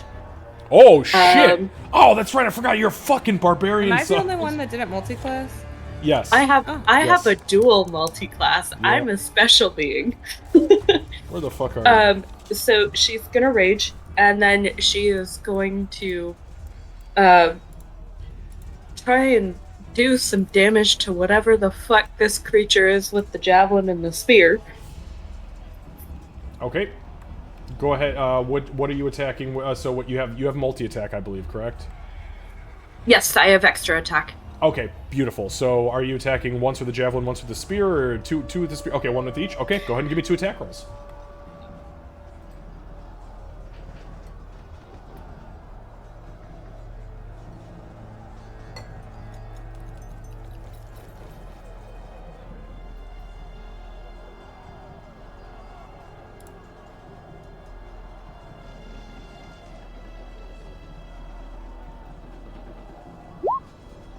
Fuck. Yeah, you stab it in melee with the javelin. That's cool. Give me some damage. So the javelin will also have an extra 1d6 + 1 necrotic from her divine fury. Yep. For your weird fucking barbarian subclass. Okay, so go ahead and the 13 does not hit with the spear. Uh-oh, I saw 2 rolls. Do you have 3 attacks? No, I have 2, but for whatever reason, when I had hit the spear the first time, it didn't want to go. Understood. So that's why. So it's just doing the weird thing. Okay, that's okay. Either way, 13 or 10 wouldn't have hit it. So, but you go ahead and give me some javelin damage, and then roll an additional d6, or just click the ability and give me the damage, and let me know what we're looking at. So it's 3 piercing with the...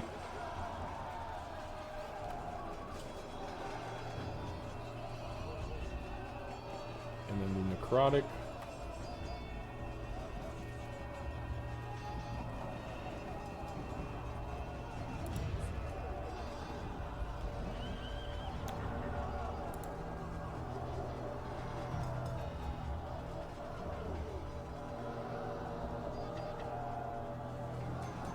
Am I not seeing it? Oh, there it is. Jesus. So this thing took way more damage from the necrosis than it did the actual weapon attack, just as a point of note. You hit with the javelin, and you see it kind of puncture maybe a ½ inch in, but then as the burst of necrotic energy ripples through the javelin and into this thing's chest, these scales begin to fall off of it, and you plunge it deeper and deeper. It is doing very good health-wise, but you definitely inflicted that. However, in response, it's going to use its reaction for vicious reprisal, and it is going to make a bite attack against you.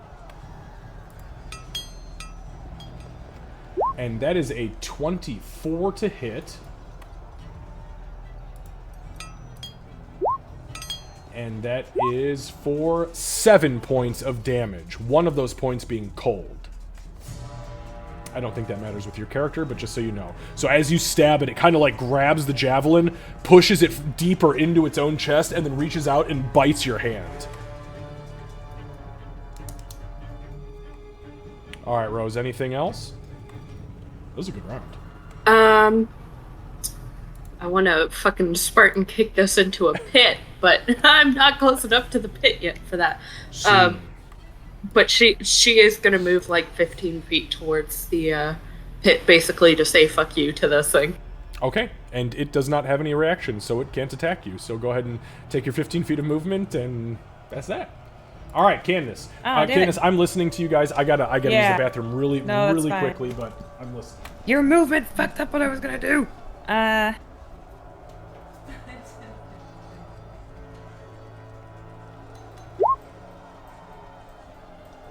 Okay, so I'm gonna move 25 feet toward the pedestal. I'm going to use my action to cast Mage Hand up near the purple goo. I don't know, I think I heard him say, "oh shit," but I'm not sure. And then, oh, he said he can hear me. And then, I need to... It says you can use your action to control the hand, but it's an action to cast it, so I'm assuming I have to wait on that. So, for my bonus action, Oh, 30 feet. 30? Oh. Yeah. So Perfect. Yep, so you're there. Yep. Okay. And I'm gonna have it go right here. Okay. Sorry guys, our bathroom's very echoey, so I couldn't hear. Yeah, sorry about that. I just wanted to make sure that she was within the right... yes, I washed my hands. Fuck off.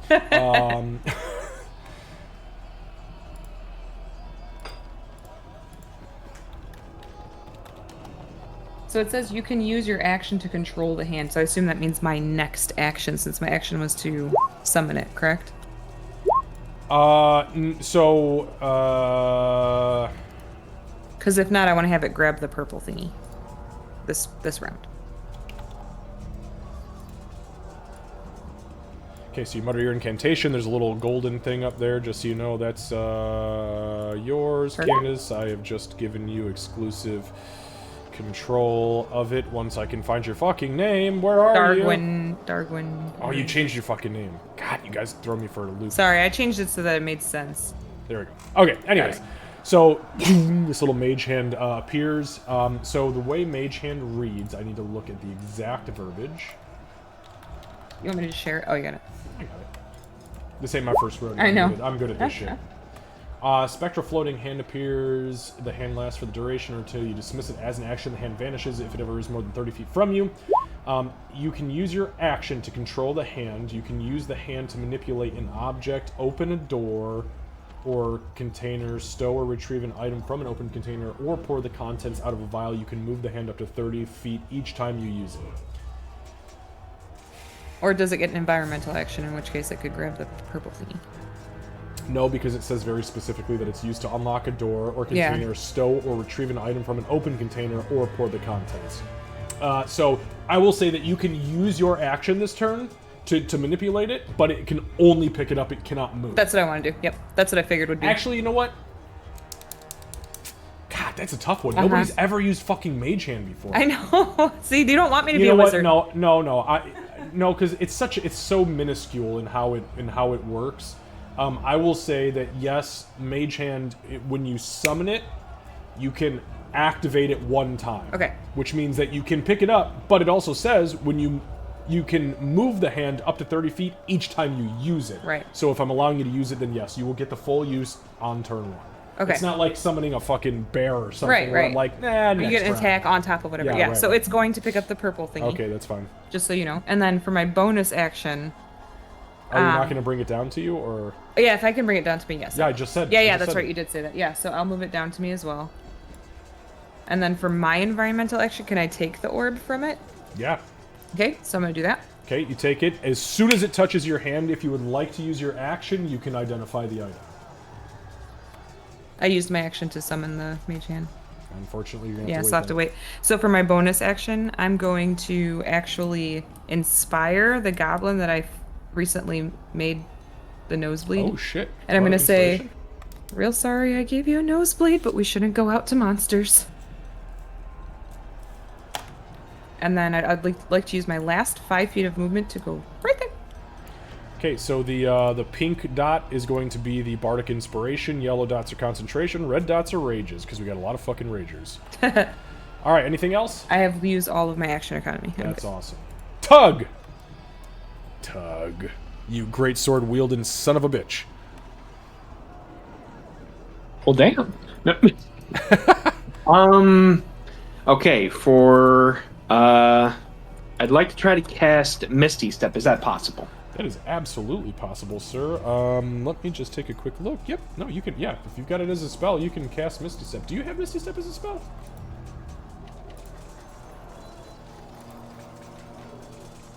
Yeah, it should be. Under level 2.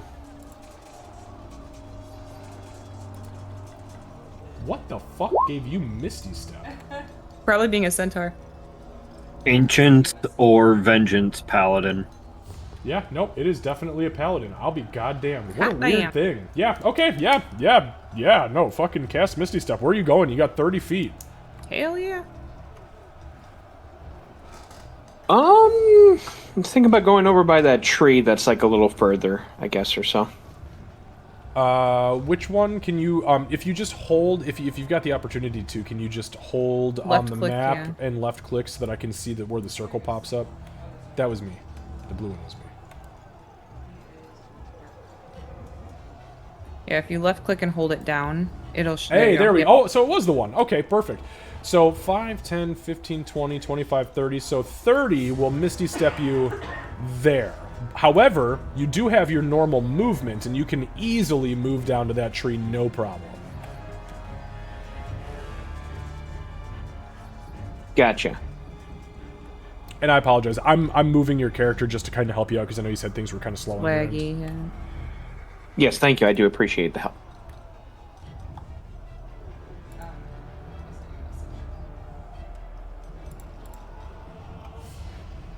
And I think that was the main action, I believe, that I would be able to have. So that was your action. Actually, I believe Misty Step is a bonus action. Bonus. So you can still move. So you have a lot of things here, right? You have bonus actions, primary actions, which are just called actions, reactions, movement actions, environmental actions, but you only get one of each per round. So you've just used your bonus action to Misty Step, but you still have your movement action, which means that you still have 50 feet you can move. So did you want to move down by that tree? Yeah, that'd be okay. Perfect. So you're at the tree, but now you still also have a normal action, and then you also have reaction, which obviously will happen reactively. Surprise, surprise. Yeah, so I don't know if you have any actions that you want to take, if there's anything... I have an idea, but I'm not sure if it can be done because I already just used Misty Step earlier. Otherwise, I would try to use Abjure Enemy. Oh. Fuck, dude. You done did it. He usually says that to me. Yep. No, Bring the you full can weight of the absolutely, you can absolutely 100% use your channel divinity as an action to abjure an enemy. Please, who are you abjuring? Abjuring? Abjuring. I want to abjure the Durgan. That's a little hurt. Oh, the white. Okay, okay. You're talking about the creature thing, Yep. right, yep. Tug? Yeah, yeah. The real bad guy. The Durgan, yeah. Okay, give me 1 second. So that is, I believe, Tug. What is that? It's a Wisdom saving throw. But what is the what's your DC on that? Is it a 13 or a 14? On a Wisdom saving throw, Oh, never mind. Doesn't matter anyway. I rolled a fucking 3. So he's abjured. You done did it. You done jured him. Jury. Okay, give me 1 second. If I remember correctly, that means it's paralyzed now. It is not paralyzed. Oops, I didn't mean to put the fucking wings on it. Just a Jesus. fear. Yeah, it's just fear. There we go. Okay, so it is. It has so. Oh shit! You know what? It had actually technically disadvantage on the saving throw, anyways, because it's a fiend. So good thing it failed hard. So it is frightened and its speed is reduced to 0. So it's essentially paralyzed, but not literally. For 1 minute or until it takes any damage. On a success, the creature... Okay, it doesn't matter on a success because that's just the end of it. Okay, so just make sure that you mark off your Channel Divinity, Tug. And yeah, so as you kind of like channel through your greatsword this dark divine energy, a bolt of black kind of ripples through the ground, tears right through the little the trap door in the ground and hits this thing. It turns around, and as it screeches and looks towards you, its body kind of seizes up. Its knuckles and its hands kind of lock in place, and it just breathes heavily, and its eyes go wide. Its pupils dilate to almost complete black, and it just puffs, and you see through its scales it begins to sweat profusely.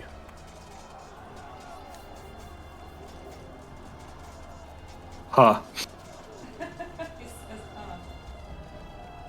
Anything else, you psycho? Because that was wild. I'm kidding. That was actually a really good round. That was a beautiful round. I'll stand my ground for right now. Beautiful. Rog, I think you got some business to attend to, son. Yeah. We'll see. I mean, took the dodge action last turn, right? Or your patient defense, right? Yeah, patient defense, so dodge action, so everything yeah, so will have just attacks at disadvantage. Okay. Yeah, I'm gonna go great sword swings, disadvantage. Alright, lay it on him.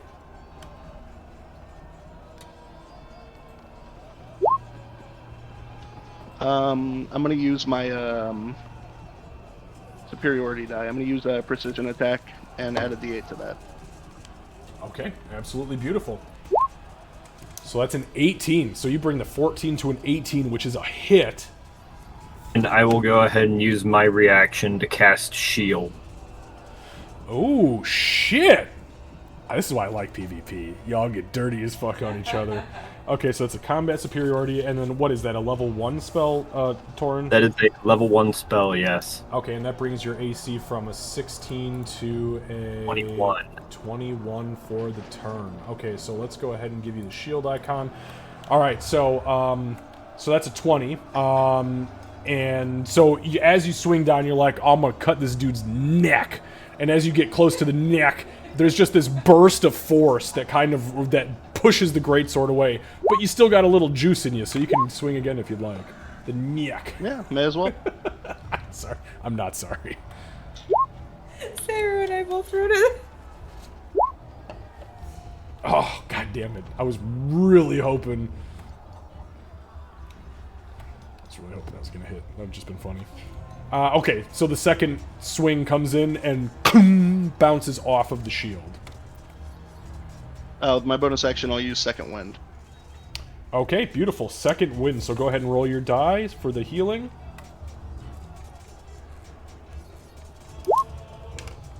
Fuck. I really appreciate the fact that you guys are utilizing all of your finite resources. It makes me so happy. Holy shit, 10's actually really good. It was only a D10, wasn't it? No, it's a D10. It's a D10 plus 5. Oh, I gotcha. Yeah. Hey, I'll still take it, though. Hell yeah. Alright. Anything else, Rog? So yeah, I think it's like half the fighter level. Yeah. No, I think it's equal to your fighter level, because he's multi-class, like a boss. I'm going to use my movement, and I'm going to go around the Cloud of Daggers and make my way over to the Alchemist table. Yeah, I would not advise walking through them. Yep, and since the reaction was used, there's no attack of opportunity. So, alright, so you show up to the Alchemist table. It is unfortunately at this point empty, because the healing potion was already taken from it this turn. But you are there. Poor Valerian. Alright, and he's about to get some. He's about to get something. Alright, that brings us to Windrider. Windrider, your turn begins, and the shield fades away, as does your patient defense. What would you like to do? As does my patience. I was not finished with you. Oh shit, son. Italy. It wouldn't have been funny if he ran through the Cloud of Daggers, Oh, that took would've been great. all that damage, and then just dropped. Like, That would have been jeez. amazing. What are these, Baldur's Gate 3 NPCs? Come on. You would not be wrong, but also I was tempted to do that just to test my evasion. Please, please. So, as you walk into my range, I'm going to use another superiority die and use my reaction to brace, letting me make an attack of opportunity against you. Fuck. Yep. He can absolutely do that. Oh, God, I love it. Nah, just a 13. 13 does unfortunately miss, but as you sprint around and charge this this orc, he spins around, kind of holds his ground, and swings down at you like the dude is not done with you yet. Oh, I'm not done with him either. So we're going to go ahead and make an attack. Okay.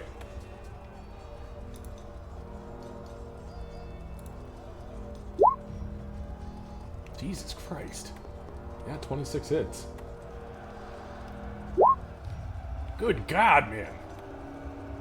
And this is where I fuck everything up, because I am going to spend a key point for Stunning Strike. Okay. So what is that, a Constitution saving throw or Wisdom? That is a Constitution saving throw. Okay, so go ahead and give us a con save. Rog, that's a 21. I'm pretty sure that saves. Yep, DC 15. Yeah, so you jump up and clock this guy in the helm, and you hear like a couple of loud pops as he cracks his neck and looks down at you, and you just see the drool dripping out of his tusks.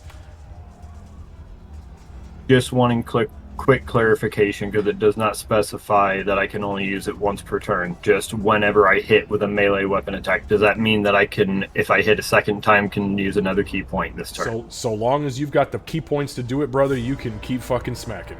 Yep. Cool. Let's keep doing it then. Attack number 2. Okay.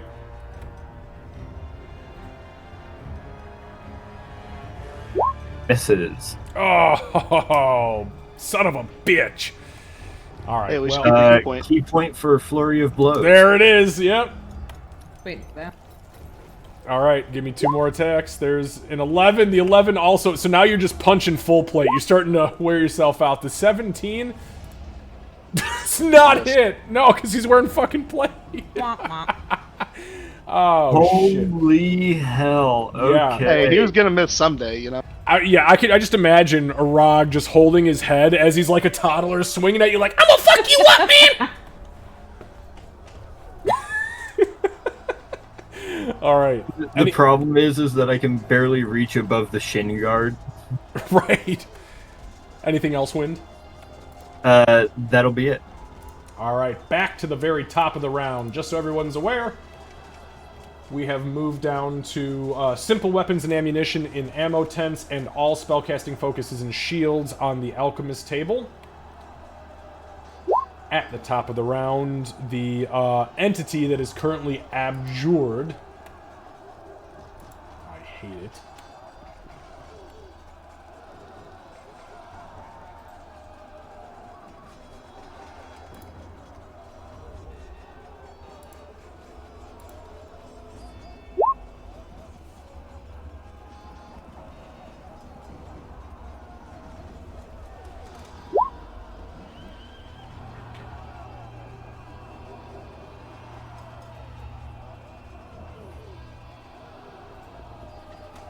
Wow, okay.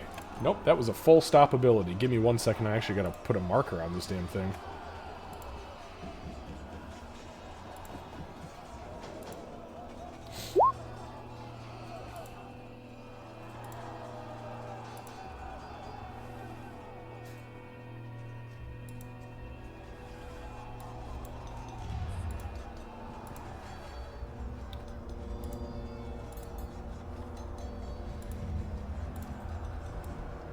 Alright, the 9 is showing how many turns this entity is frozen in fucking place, whether or not it likes it. So, it doesn't get to do any other additional saves, it's just stuck there until it takes damage. So, with that being said, there is nothing Oh, actually, you know what? There is something. Hang on. Oh, we were like, oh. Well, no, don't you want items to keep popping out? We do like items. Yeah, well then, let me talk about the items. Head.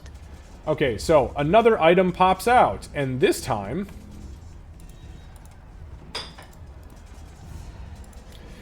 as it spits out, it appears to be a silver chain, about the size of a humanoid neck. At the around the chain, there are 7 glass beads. 6 of them have had the bottoms shattered out, and the very central bead is glowing a vibrant, fiery orange. That brings us to the top, Valerian. I saw the fucking smile on your face, Rog. I know you know what it is. Okay, so I'm not sure. I know Rog, sorry, uses reaction, and I know there's nope, something... it's the top of the round. Everybody got refreshed. Oh. Yep. Huh. There might be a way I can make this work. Hopefully. Anyways, I know there's something on the alchemist table that I can use. 15 seconds. You know what? I think I'll just do my attacks against them, actually. Okay. So would I be able to grab the... Hang on a second. I think he's going to use a combat sup. Yep, I had a feeling that was coming. I'm going to brace again and hit him again. All right, so as you approach him, he turns to you, seeing that he's getting tag teamed by... Oh, no! No, God damn it! You should have taken the lucky feat, you son of a bitch. Oh, that was just terrible luck. So this guy, he's desperate though. He's backed up against the alchemy table now, like half sitting on it, swinging at you little shits that are just No wonder he has nightmares about fucking gremlins. I only just want to punch him. Like, hey, watch Punch your him back. with your short swords? Fuck off! No, with my fist. Yeah, so I just want to like do like a run by, like a punch run by. So are you actually you're not using the short swords you picked up? I'm You're just punching him? I'm gonna like just try to like punch him in like the butt as I run by him. Okay, go ahead and make your attacks. Is there 2? You have a multi-attack or extra attack? I think we determined you did. Yes, I do have it. Okay, so give me 2 unarmed attacks.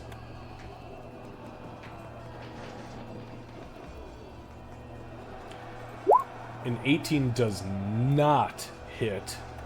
That's okay. I didn't really want to hurt him anyways. I already stabbed him a bunch. Aw, thanks. And a 19 just hits. So there's 1. Oh, okay. No! I thought he was higher. Sorry. Sorry, my ass. You're here to kill. Show me your war face. There we go. See, that's why Rog's going to come out on top. That's 4 points of bludgeoning damage, Rog. All right, and what else are you doing? And then, would I be able to like move around, like go up here and then go around, or is there not enough room for me? No, to you can. Yeah, you can. You can sneak by there. And then I will go over here, and yeah, I'll just end it there. Why not? Okay. All right, Valerian. That brings us to Flo. Flo, this creature which was screaming at you, all of a sudden you see this centaur guy just like turn into a cloud of smoke, rematerialize to the east of the platform, and then charge down by the tree. He kind of like holds up behind the tree. He shouts this thing out, and there's this dark burst of energy, and this entity just seizes up and like cripples, and is just sweating and staring at him, and it's unmoving now. Okay, great, because fuck that creature, but also not gonna try and attack it. She is, though, gonna move as far away from this creature as humanly possible. And then... it would be a bonus action, or an action to swap weapons, correct? It's an environmental action. Okay. So, so she's gonna pull out her bow. Okay. The longbow? Yeah. Yeah. Yep. And she's gonna shoot one of the 2 people that are within that 3 triad beings there. Okay, who are you firing at?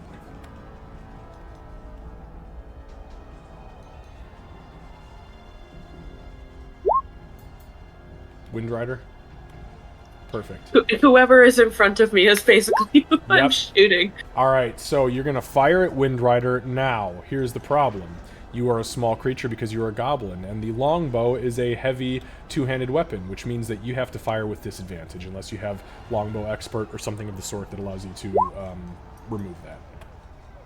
My old cheeks are...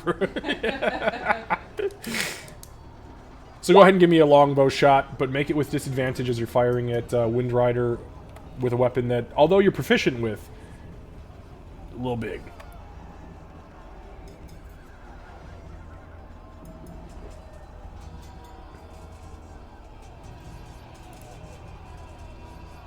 Smack that ass. Fucking VR. Also, hi VR. Also, who do we have? Oh, hey, what's up, Ronan? How you doing, bud? Holy shit, Red, what's up, bud? 24. Okay, so a 24 does hit. But it's with 24 was...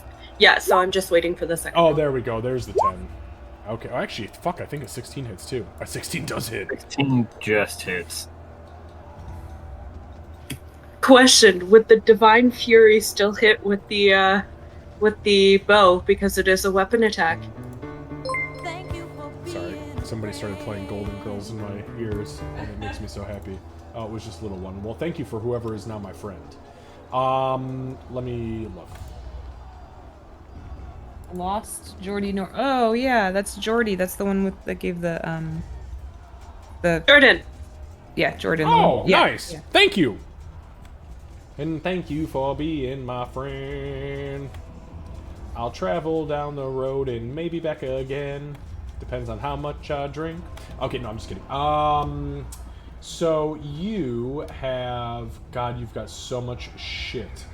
This is the most chaotic... I think you did this just so I would not be able to find any abilities on your character sheet. Okay, so Divine Fury. So, while you're raging, the first creature you hit on each of your turns with a weapon attack takes, 1d6 plus 1 necrotic. That's all there is to it. So yes. Sorry, the answer is yes.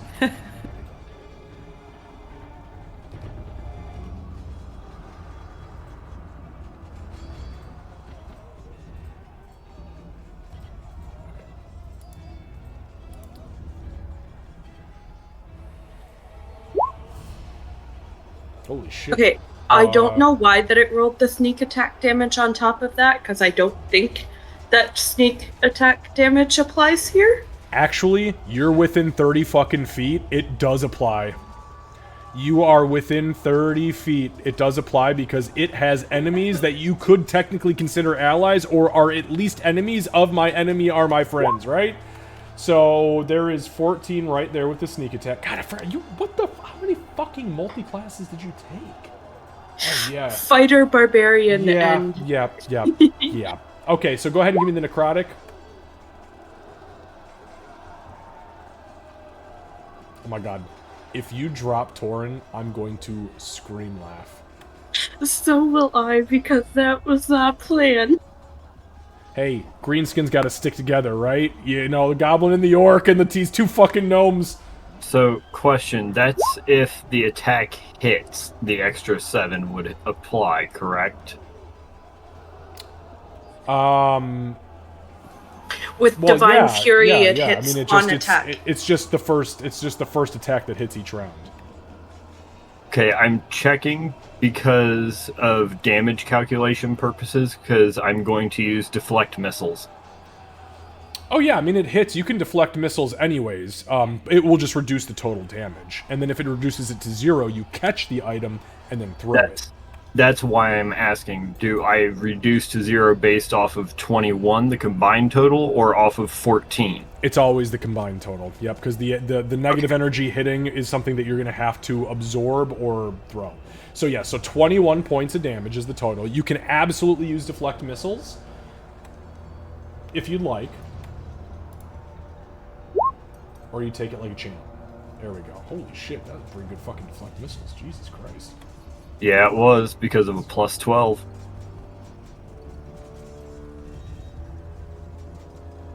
So, what is that? Still 3 damage? Yeah, I was looking at verbiage, and yeah, so instead of 21, so 18, 19, 20. So yeah, you take 3 points. We'll say it is necrotic damage, and that's the end of it.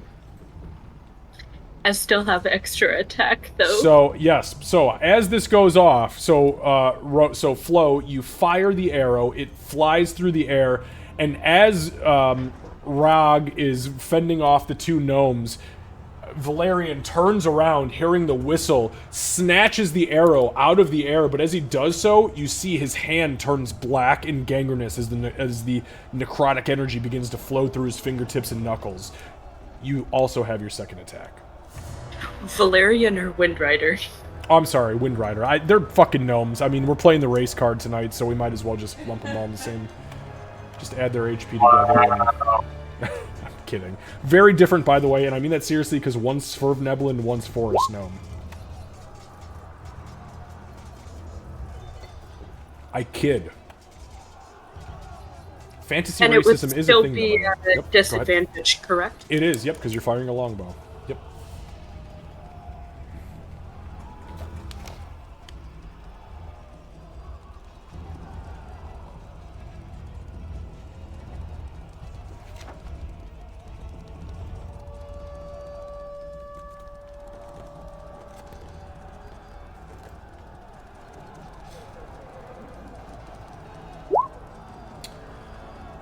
Hits.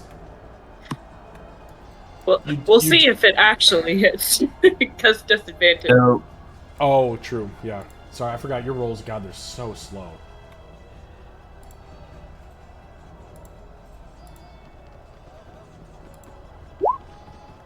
Oh yeah, no, yeah, you definitely hit. Go ahead and give us damage.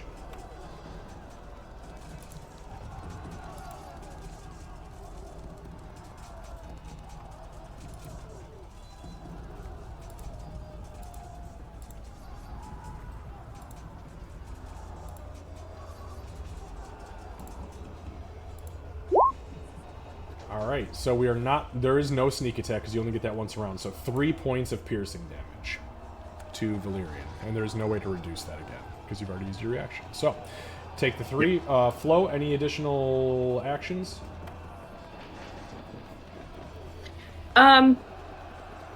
If she can't, she's gonna try and hide behind the tree. Which tree? The one directly in front of her?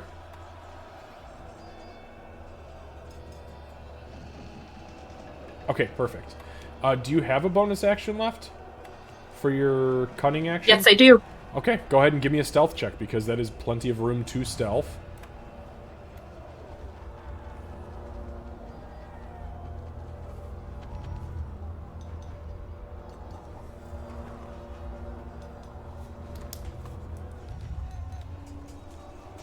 Let it be known my passive perception is a 17 and you just hit twice. I was gonna say, you don't even need to do that because I have all of you, literally my keyboard has a sticky note taped to the center of it with everybody's passive perceptions because I knew there was a fucking rogue amongst you.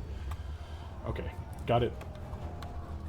And nobody gets to make passive perception rolls because a 23 out-surpasses everyone. Yep. Alright, next! Candace. Okie dokie. That was a good fucking round. I'm gonna use my action to figure out what the fuck I'm holding. Okay, so as you activate the item, it is a bead of nourishment. It's delicious, it's spongy, it's flavorless, gelatinous. When you put it on your tongue, it will dissolve, and it will feed you for an entire day. Congratulations. As your mage hand spins up into one of these. Yeah, that's what it did for sure. Okay, and that was my action to do that. So, unfortunate, yes. No, it's your environmental to do that. It's an action to attune to it if you need to. Oh, okay. Well, in that case, I want to use my action to send this motherfucker back up here and grab another item. Okay, so that's the so it can only move 30 feet, so it goes up and can only come down on your next turn. Right. Okay, but it's going to understood. pick the item up regardless. Okay, so the only thing it can reach is the clay jug, because it had to go 25 feet up on top of the clay jug. Actually, you know what? It can get the clay jug or the bag. I want to grab the bag. The bag? Okay, Yeah. so it's going to come over here, and it grabs the bag. Thank you. Okay, that is your action. Yep. And, Do you do anything with the bead, by the way, or no? I mean, I guess I'll pop it into my mouth. Alright, you've got a bead of nourishment. It's fucking delicious. Is it better than a good berry? Is it great? It's aight. Ah, it's just like a good berry. Okay. Okay. It is. It's better than a good berry, but not by much. Can I just say, first for items, bitches? Okay, that's It's all. not first for items. I guess, yeah, you did get I was the gonna say, sword, Rog that's walked true. up and picked up the fucking That's life-stealing greatsword like Poor turn thing got one. kicked off the fucking... Well, that's what he gets for picking up a crazy greatsword. Yeah, that's all. Actually, so I want to... So, can I see this thing right now? Yep. Like, okay. Ooh. Give me a sec. Yeah. No, you can't. Perfect. That means it probably can't see me, so I'm going to stay where I am. Yeah, you can't, because there's a big statue there. Yep. Okay.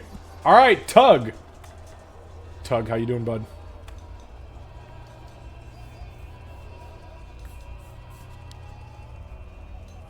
Uh-oh.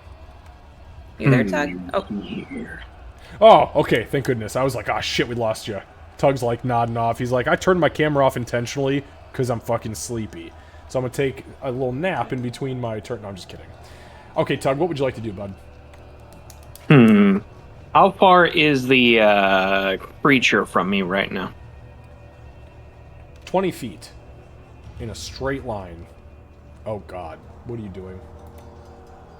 I just remembered one of your abilities.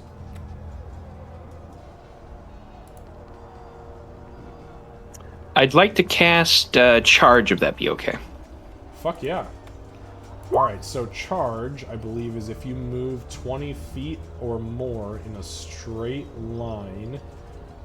So if you move at least 30... Oh, it's at least 30 feet towards a target in a straight line. Well, that's easy, Tug, because you are 20 feet from this creature, but you have 50 feet of movement. So, if you back up 5, 10, 15, 20, 25, 30... So you go 5, 10... 15, 20, 25, 30, 35, 40. Oh, easy. So if you back up just a little bit and do that little bull stomp, you know, the horse stomp, and then fucking charge full speed, yeah, you can absolutely do that. So that's a bonus action.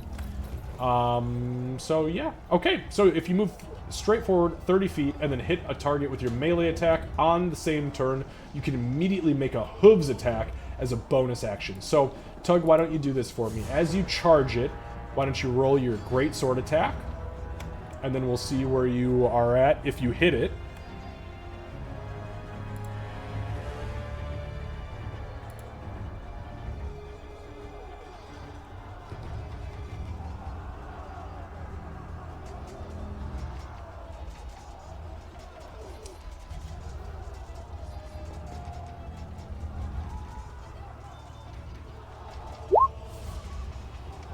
So an 11 does not hit. I get extra attack, correct? You absolutely do because of your classes. So you can go ahead and make that second attack with the greatsword.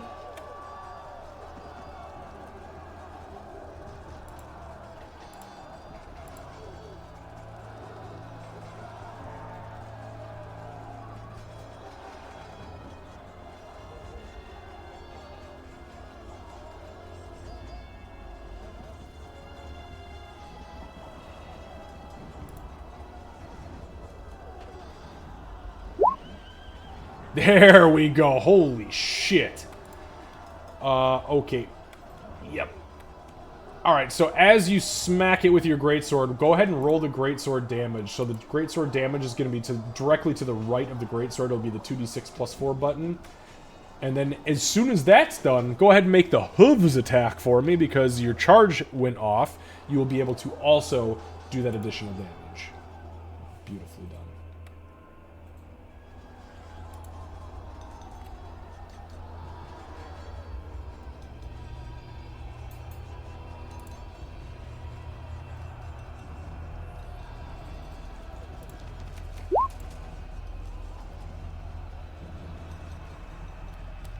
All right, beautiful. So you slash this guy with your greatsword. It doesn't take quite as much damage as you would anticipate it needing, or as it should have taken compared to like how hard you hit it, telling you that it's got some resistance to normal weapons, but it definitely hurts it.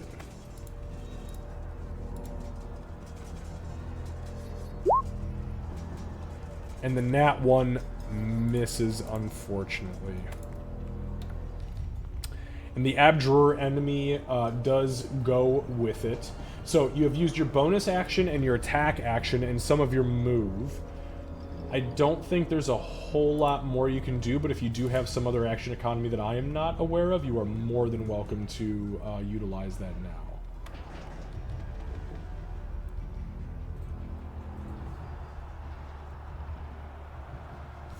Other than I would assume Divine Smite, but I probably can't do that, correct? Oh, no, you hit it with your greatsword, so you can add your Divine Smite for fucking sure. Yeah, I'll let you do that. So what level Divine Smite are you going to use? 1 or 2? I'm going to use level 2.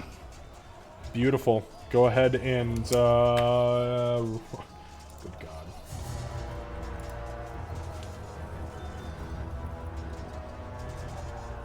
Yep, so roll 3d8.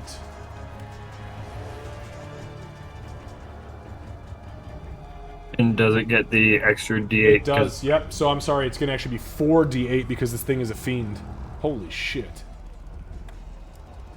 I know my paladin's a little too well, sorry. Hey, you're helping me figure this out, so thank you. It's pretty awesome. Yeah, so you can do that one of two ways, by the way.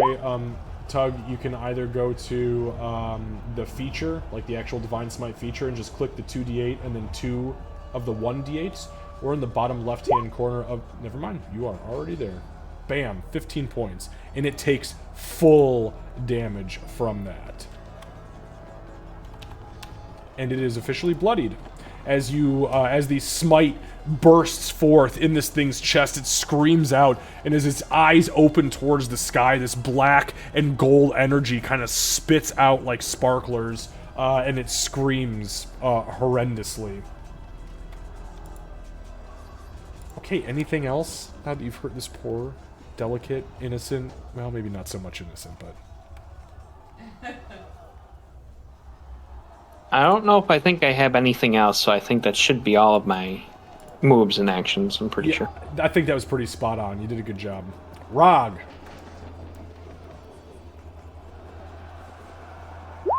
Alright, gonna go ahead and make a great sword attack against Ordra. Beautiful. Holy shit. And the second one. Holy shit. Yep, that was gonna hit twice. Oh my god. That's 20 points.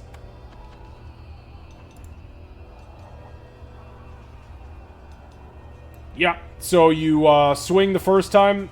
There's a nasty gash that gets carved up the center of Wind Rider, and then a follow-through slash in the opposite way carves a deep X across their chest, and he kind of coughs and collapses to the ground unconscious. Not quite yet, as I will activate Strength of the Grave. Motherfucker, I forgot about that ability, dude. Oh, that brings you to 1, right? When I take damage that isn't from Radiant or from a critical hit, that reduces me to 0 hit points, I can make a Charisma saving throw equal to against a DC equaling 5 plus the damage taken. On a success, I drop to 1 hit point. Okay, so make a Charisma saving throw, DC 15.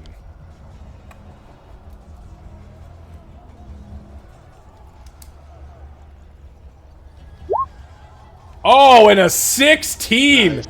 Down to 1 fucking hit point. You know what's crazy? Orcs and zombies have the same exact ability, except orcs get it for free, and zombies have to roll a Constitution saving throw against the same exact thing. Wild. Alright. That's awesome.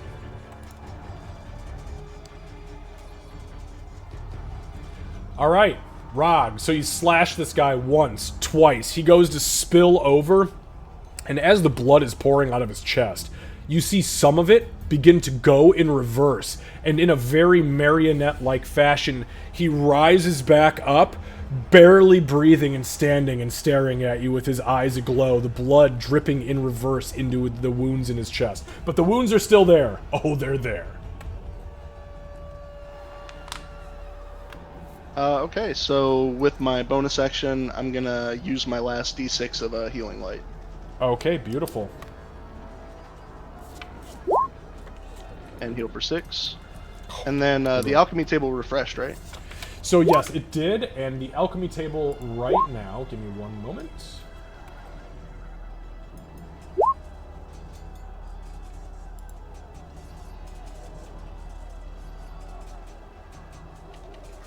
So the alchemy table is on alchemist fire right now.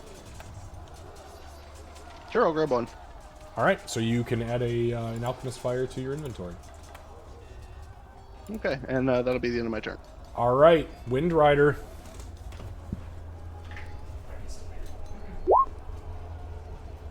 Four full attacks coming at you.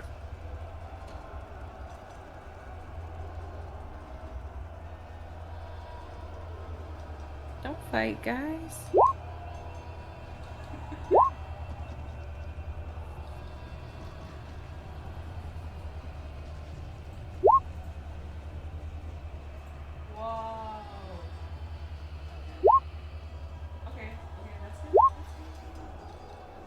The first 2 hit. Cool deal.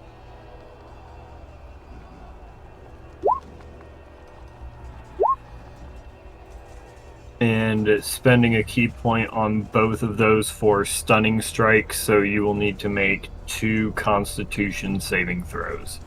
Well, hold on. Let's start with one first of all. Okay, go ahead and make the second. I was just gonna say, because if you use them both at the same time, you're wasting key points if he's already stunned. So, and there's a whole lot of other things. Fair enough. So he fails the second one. So that required 3 key points. One for Flurry of Blows and 1 for the 2 stunning strikes. He succeeds against the first stunning strike. You punch him the second time, and he is stunned. And with the stun, though, and this is why I say we do this for each attack and not all at the same exact time and then backtrack, is because when he becomes... so what is it, incapacitated? Or is he paralyzed? He is stunned until the end of my next... Oh, it's actual stun. Okay. So, attacks have advantage. Okay, so what you need to do then, those last 2 that missed, meaning the... let's see, it was the... So you rolled a 26... Okay, so we've got a... The Flurry of Blows, the 8 and the 18. Okay, so re-roll 2 of those attacks. Because he's stunned after the second strike. And since it was the first 2 that hit, okay, so there's a 17 that is also a miss. And then the final blow... Okay, so it is consecutive misses, but I wanted to make sure that you had benefit of the doubt there because they were your abilities and your key points. Okay, so you absolutely start hammering this guy, and suddenly, as you are throwing these blows into him, he just goes fucking limp. His body just... and you're like, oh, I got you, bitch. But you don't got him, bitch, because he's still standing and actually looking okay. He's bloodied, but barely. Actually, fuck no, he's not bloodied anymore. I forgot he keeps healing. son of a bitch. Sandbagging son of a bitch. Alright, anything else, Wind Rider? That'll be my turn. Alright, back to the top, my friends.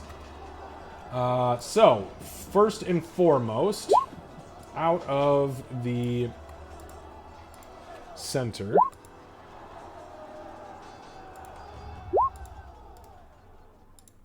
a potion vial with a kind of bubbly green and turquoise liquid drops out. Secondly, we are now back at the top, so the weapons and armament tables have all spellcasting focuses and shields, and the alchemy tables have a single healing potion each. Seru. Okay. So, this will be the 3rd and final time I'm going to the weapons area. I did not look up what kind of damage short swords did, so do they either have scimitars or long swords? Okay, so this is the... Oh shit, we went from 3 to the top, so it's spellcasting focuses and shields. Oh, I thought you said it went to martial weapons. My bad. No, because the Alchemist Fire was the last time. I apologize. So it went to Spellcasting, Focus, and Shields, and a single healing potion on the Alchemy tables.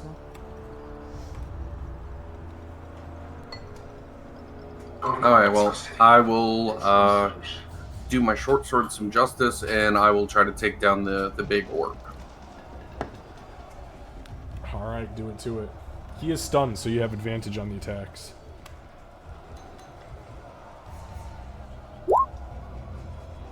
$17 does not hit, neither does the 12, so give me 2 more attacks.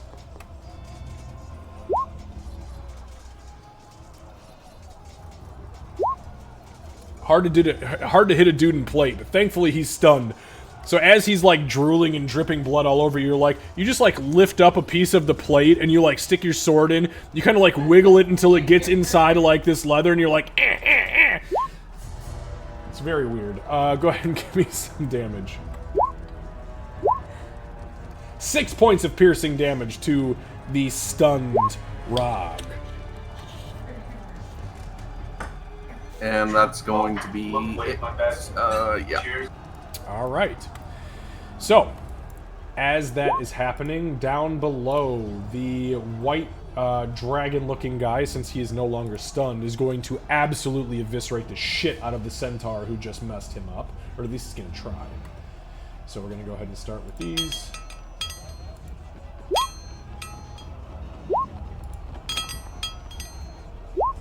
Wow. So I rolled a 9, which is absolutely a miss. I rolled a 21, which is a hit, and a 17, which is a hit. So Tug, you are hit twice, and that is a total of 23 points of damage. As this thing begins to violently rend at you and swipe at you and bite you. Okay. Now I'll update your token on the field if you're cool with that. By all means, thank you again. All right, beautiful. So that ends its turn. Back to Flo. I just want to be a problem. Think you've been doing that quite all right, little miss. So, she's gonna try and hit the one that's, like, in the center. Okay, Valerian? Or are you talking about the bard? Oh, you mean in the center of the little group over here? Yeah, in okay. the center of the triad. I got you. So we're talking about Valerian. Okay, go ahead and make your attacks, please.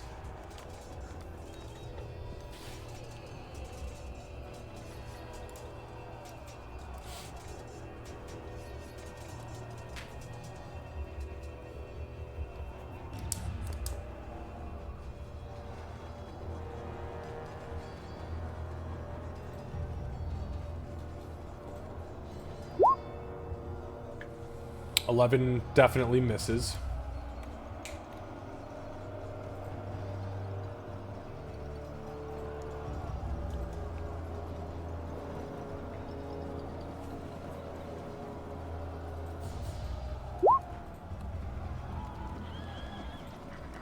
Okay, so the 20 definitely hits, but because you're rolling with disadvantage, the 11 misses, so give me 2 more rolls.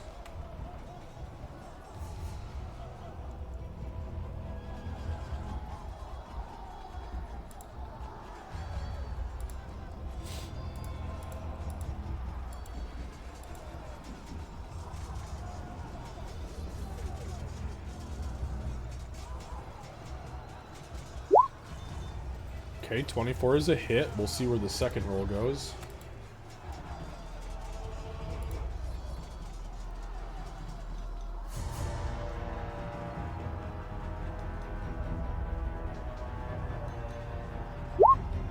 Oh, yep, that's a fucking hit, alright. Okay, go ahead and... Oh, shit, yep. Go ahead and roll the full fucking gambit of damage. All the gambit of damage, meaning the d6 plus your sneak attack plus your longbow.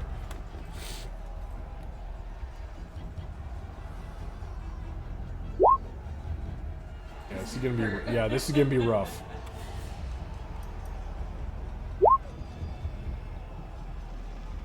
God damn you, Tug. There it is. I was waiting. Okay, so there's 21 with the initial blast. No, that's you're good. You're good, yeah. Own it. And then the d6 necrotic. And I'm sorry, I think it's d6 plus 1, isn't it? It is. Yeah, okay, just wanted to make sure I was understanding that correctly.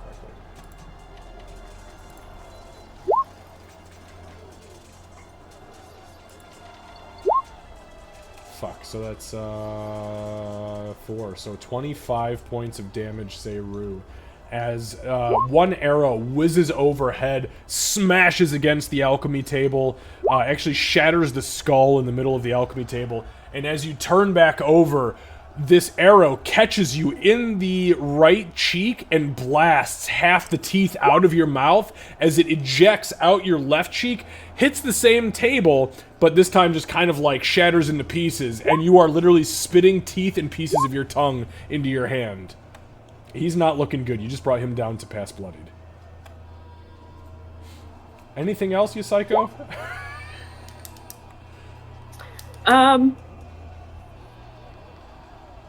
I'm gonna use my bonus action to like hide behind the weapons and ammo tent that is directly in front of me. Give me a stealth check as you move yourself up there. Actually, I'll move you just for the sake of movement.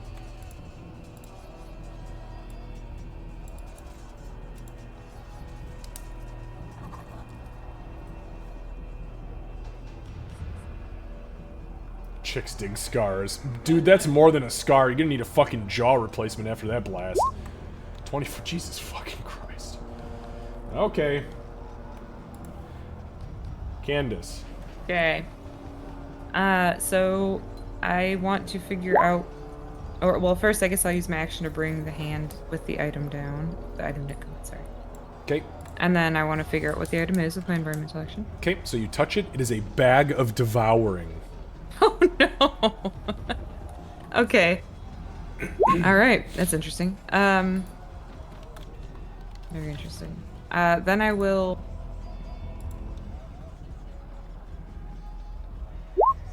So, just FYI, any creature, when a living part of a creature is placed in the bag, like if somebody reaches into it, there's a 50% chance that the creature is pulled inside the bag. Creature inside the bag can try to use its action to escape with a successful strength check. Another creature can use its action to assist the creature to help it out, but the check gets higher and higher. So yeah, it essentially will suck somebody in if you can get it over part of somebody, or at least try to. All right, good to know. Okay, I'm glad I grabbed the bag. Yeah, and then I'm gonna move here, and again, seeing that the centaur is fighting the creature, she's gonna say, "We won't die to monsters here," and inspire. It's gonna be a long fight, friends. All right, so you are inspired. Anything else? That is all of my economy. Tug, speak of the centaur, speak of the moo cow, it's you. That's a D10, just so you know, Tug. So if you want to add it to a roll that is an attack roll or a like saving throw, it's an or ability check, yeah, in a saving throw, or an attack yep. roll. Sure, shouldn't be a problem. Thank you. Yep. I will aim at the creature and I will say, "Die, demon!" as I aim with the great sword right now, probably adding the D10 to that next roll for the attack. Hell yeah. Okay, so go ahead and give me the attack roll for the great sword, and if it hits, you don't have to utilize it. You can actually utilize it after the roll is already done. Just so that way, if you like roll a nat 20, you're not wasting it. But go ahead and give me that roll. Actually, you can give me 2 rolls back to back if you'd like, if you're going to hit it twice.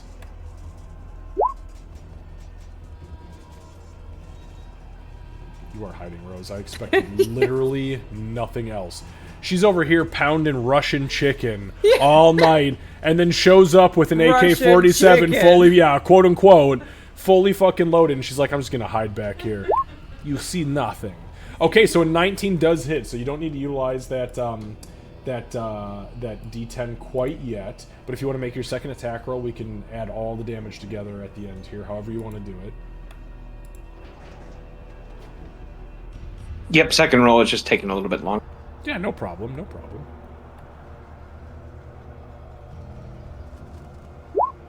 Oh shit, that's 2 hits. 2 hits without the use of the D10. Also, that D10 stays around for 10 turns, so you're good. All right, so both hit. Are you going to utilize any of your divine smites on this thing, or are you good?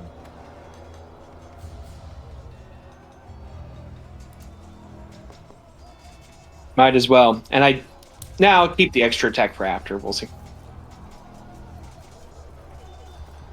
Well, I think that was the extra attack, because you only get 2 attacks. Ah, yes, gotcha. Yep, I'll add the divine smite in just for safety's sake. Perfect. Okay, so can you do that on anything that you hit? I think you can, can't you? Yeah, you can smite as long as it's a hit with a weapon attack. Yeah, so if you want, you can put 2 smites into this thing, because you have 2 level 1 spell slots, and you will do 2 great swords worth of damage, 2 divine smites, plus 2 additional d8 because it's a fucking fiend. So you could potentially... Oh my god. 46 plus something plus Yeah. 6d8 radiant. So go ahead and give me, just to simplify it, go ahead and give me both of your greatsword damages. So just click your greatsword damage button twice. And then roll, if you're going to utilize those 2 divine smites, roll 6d8. Jesus. If this thing is not dead after this round, I don't know what will stop this thing.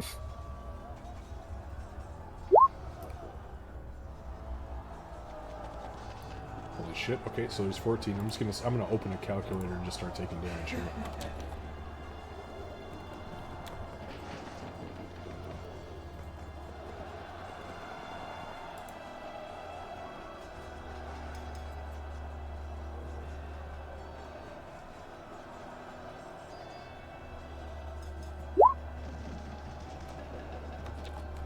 Alright, and then roll 6d8.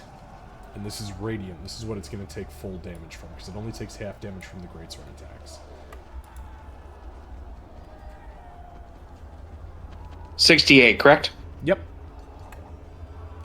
Well, that's a lot of damage. Now imagine if he was a rogue and sneak attacks and smack. Well, he would need a friend there to help him with the sneak attack, unless he was a swashbuckler. But, still, yes. Sorry, but swashbuckler is almost kind of fitting for paladins. I hate it. Ooh, 21, that's still a lot of fucking damage. Holy shit. Bloop! Alright. So yeah, you hit this thing the first time, and it like screams and starts to rear back, and you kind of swing the greatsword around like whirlwind style, and as you come back down, you split it, I mean literally straight across where its dirty-ass fiendish belly button should be, but isn't. And it kind of like lops off to one side, flops around a few seconds, and then turns to ash. Anything else, bud? I think I should be alright after that, so I'll just stand my ground. That was pretty good. Alright, Rog. So, let me ask you this. Yeah, I was gonna say, it's until the end of his turn, isn't it? It's until the end of the stunned creature's turn. While I've got you though, can I sent you a message on Discord? Can you take a look at that? Did you? Yep, give me 1 sec. Sorry, bud. Stunning strike is the target is stunned until the end of my next turn.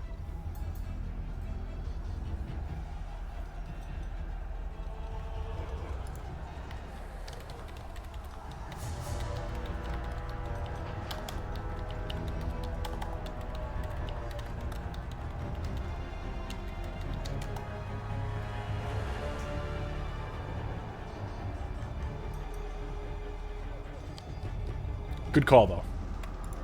Absolutely, and I appreciate that. Okay, so, Torin, we can confirm that it is until the end of the target's next turn. The exact verbiage is when you hit with a melee weapon attack, you can spend 1 key point to make the target stunned until the end of your next turn if it fails a con saving throw DC 15. Okay, perfect. So, Rog, your turn will end. Wind Rider, it is your turn. He is still technically stunned until you end your turn. Okay, now I'm going to be honest. Which of these two in front of me looks worse off? Would you like to use your turn to make a medicine check? Or your action to make a medicine check? Or would you like to just give them a once-over? Just like a once-over. Roll percentile dice, please. Oh, those are the worst. Look, there's 100 options. I always get the wrong one. 15. Okay, so absolutely 100% the dude on the left looks worst. The other gnome. He got shot, literally, he got shot in the fucking face. Fair enough. Don't get me wrong, the other guy's bleeding really bad and he's stunned right now, but like, he's also wearing full plate, so it's really hard to see the actual damage. The other dude got shot in the fucking face. Okay, so here's what we're gonna do. We're gonna be a major dickbag. We're gonna go ahead and punch him.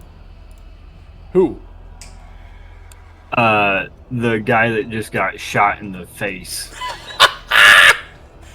Yo, I'm here to win, bitch. I'm not here to make friends. Yeah. All right. With a oh my god, a net! Gnome on gnome action. Oh, gnome! Oh, I hate myself. I'm sorry. Carl, damn it.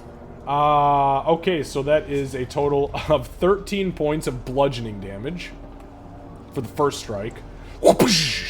Punched you right in your dirty, busted up jaw. Still up? Yeah, he's still up. Then we're gonna spend a key point for stunning strike as well on that. Jesus, okay. That's the last key point that I have. So go ahead and make a Constitution saving throw, Seru. Versus the stunning strike, which I believe, Torn, did we say that was a 15? Yep. Oh, God, nope, he's stunned. He is stunned like a motherfucker. Yep. So you clock him in the head, and he just kind of... And then secondary attack. On who? Same guy? Same guy. Okay, with advantage... well, go ahead and roll the advantage anyways in case you crit again. Nope, that's okay, you still hit. Shit. Wow, for 8. God, he's still alive. Holy fuck. You guys are bringing each other down to, like... Literally, you're nickel and diming this shit. Like, I don't want him to be. I feel bad for him. End it! Man, y'all are lucky I'm not playing as a character, because I would have fucking nuked you all. I would have started as a sorcerer, and twin-spelled fucking... I would have been blind, disintegrate, fucking blight. Fuck you. Sorry. And then greater invisibility and hide in a corner. So, am I close enough to grab anything from the weapons and ammo? Not from where you're at, but if you step directly in front of it, you absolutely can. And both of them are stunned, so they can't do shit about it. So, I'm going to do that, and what is in the weapons and ammo? So we are on turn... Give me 1 second. We are on turn...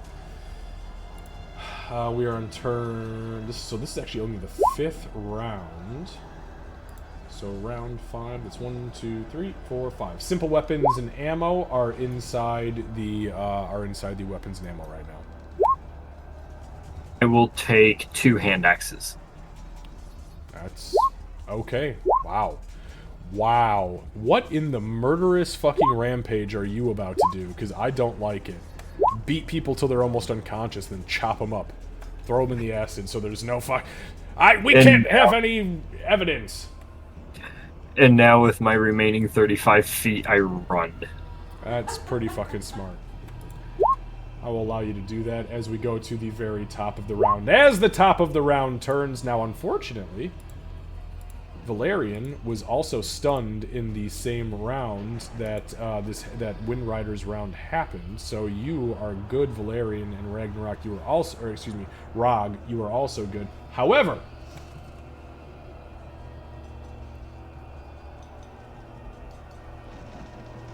I actually think I was a round off, you guys. But that's okay. We're gonna just commit to it. I think we were on round 7. So we're at the top of the round now. Another item pops out of the center, and to the north drops a small. Actually, I shouldn't say small. It's about the size of a golf ball, but it's a pearl, and it is radiating some sort of energy. I'm not entirely sure what it is, but it is what it is, and that's all that it is. With that being said, we go from round 2 to round 3. So at the ammo and weapons now are martial weapons and ammo, as well as the alchemist fires. And that's that. All right. Valerian, you kind of snap to. You are bleeding profusely. You still have the taste of wood in your mouth, and there's only one dude next to you. Do with that what you will. He's gonna stab him with daggers. And wait, Valerian, isn't that the one that I just stunned?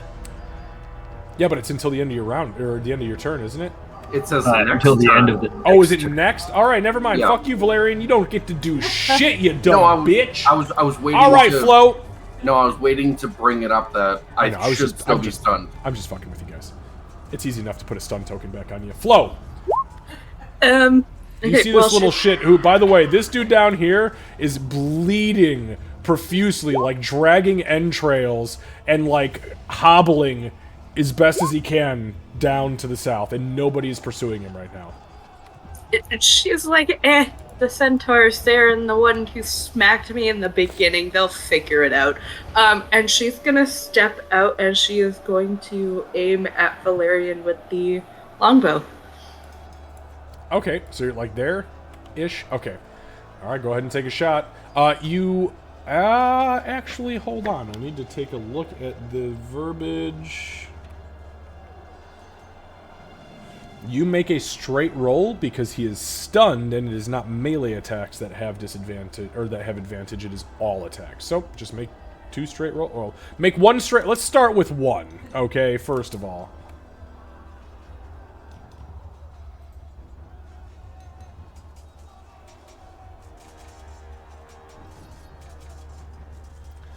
This is not going to be fucking good, is it?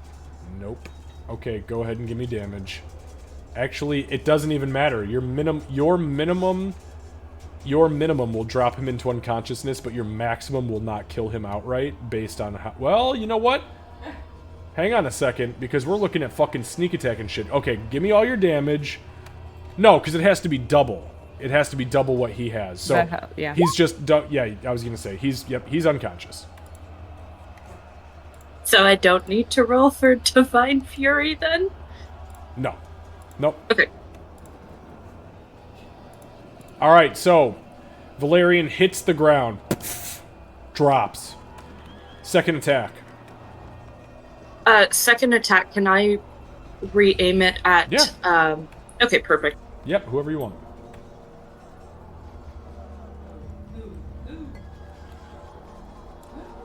Rose is like, I fire it at the announcer. We're getting out of here, motherfuckers! And campaign 4 begins. Oh God. I got Kira because we're bringing up Valerian. Wouldn't that be badass? Oh, that would be so amazing. Oh, I would play the shit out of this character in a campaign. For Valerian, would it be straight roll, or am I doing it at disadvantage? Because so for Rog, it would be at disadvantage because he is not stunned anymore. But the 22 looks good. Let's see how good the second roll looks. As Rog, you see this little shit fucking goblin literally using her entire body to pull arrows back and fire him into this dude's chest because he's stunned. And as you come to, you're like, oh, bitch! Oh, God! Oh, God, why? Why?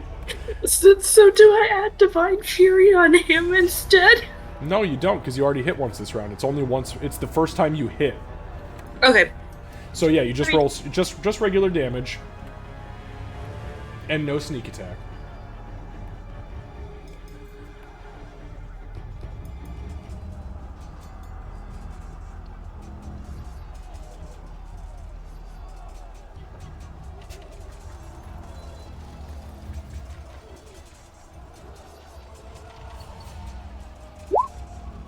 Holy shit. Oh, okay. It's 10. Not 22. It's automatically I was adding. like, gee, I looked at the bottom number and I was like, Jesus Christ. They just happen to cat all the time, too. Alright, so 10 points of piercing. Anything else, Rose? And she's hiding back behind the tent because, no. Alright, are you using your bonus action for the stealth?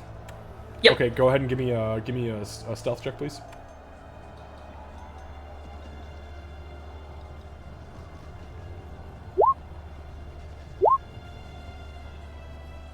Jesus Christ, you've got a high stealth bonus. Oh my God, Jesus! You have upped. You rolled a 23, a 24, and a 28 3 rounds in a row. Okay, next, Candace. That's me. Okay, so I'm standing in front of this. There's a table of weapons here, correct? Yep.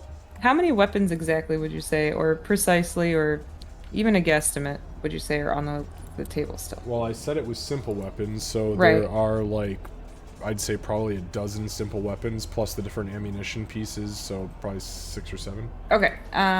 So I'd like to use animate objects on them.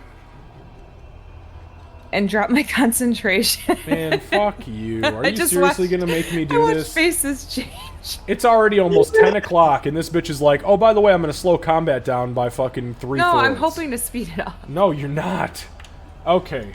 Oh my god. I summoned 30 pets. Do something. Yeah, I right. did that in our leather campaign, actually. It was Yeah, it drove me 16. fucking crazy. As a distraction. Yes, well, they distracted. Twice. Alright, so you summon 10 non-magical objects within range that are not being worn. Medium targets count as 2, large count as 4, huge count as 8. Hey, guess what?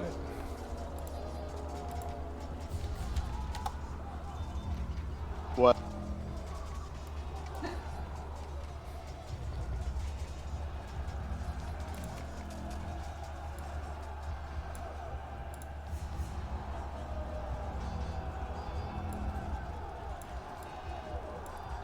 So as she casts summon objects into the tent, it does not materialize as 8 tiny objects or fucking 4 small or 2 medium or 1 large. No, it's one huge object. The entire tent, not the objects inside of it, the tent. All of the stakes rip out of the ground and it begins to move, I guess, is what she's doing with this fucking thing. Because that's cool. What level I is didn't that? expect that. What level is that that? was level 5. And concentration? Yes, so the Beautiful. Cloud of Daggers go away. Yeah, I already took that away. Yeah. Okay, beautiful. So you have animated the tent. That's actually pretty smart. What are you doing with the tent? So, because I have to be aggressive, I'm gonna move it toward the centaur. Sorry. Oh, fuck that centaur. Move. Yes. So the way that it reads is that if you give it an order, it will immediately act on the order. Right. So yeah, are you just gonna have him attack? Attack, yeah. All right, here we go. That's the point we're at this. So that's a 16 to hit the centaur. The centaur's AC is 16. Oh god, Oh, no. 26 points of fucking damage. I'm so sorry. So Tug, all of a sudden the tent comes to life. This is like Nam all over again. And it just fucking it wraps itself around you and the stakes rise up and just start hammer stabbing you. And it is fucking horrific. But the bard did it. Don't blame me. I hate this so much. It's like back at home, damn it. Oh god, he's so It's sad. I'm so sorry. Oh my god. Alright, 26 points of damage to you. Candace, anything else? I think I've done enough. Yeah, I think you've Actually, done hold on. I fucking- do want to move a little bit closer. 25. Okay. Okay. 30 right there. Speak of the devil, Tug, it's your turn, bud. So it'll take an action basically to try to cut through the net then or something? No, it's not grappling you or anything. It's just it wrapped around you to stab the shit out of you and then kind of let go.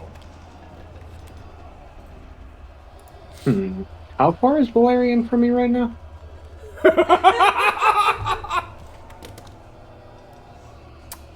He is 5, 10, 15, 20, 25, 30, 35, 40, 45. He is 45 feet from you. And 40 of those 45 feet are in a straight line. Fucking centaurs. Let me see here real quick.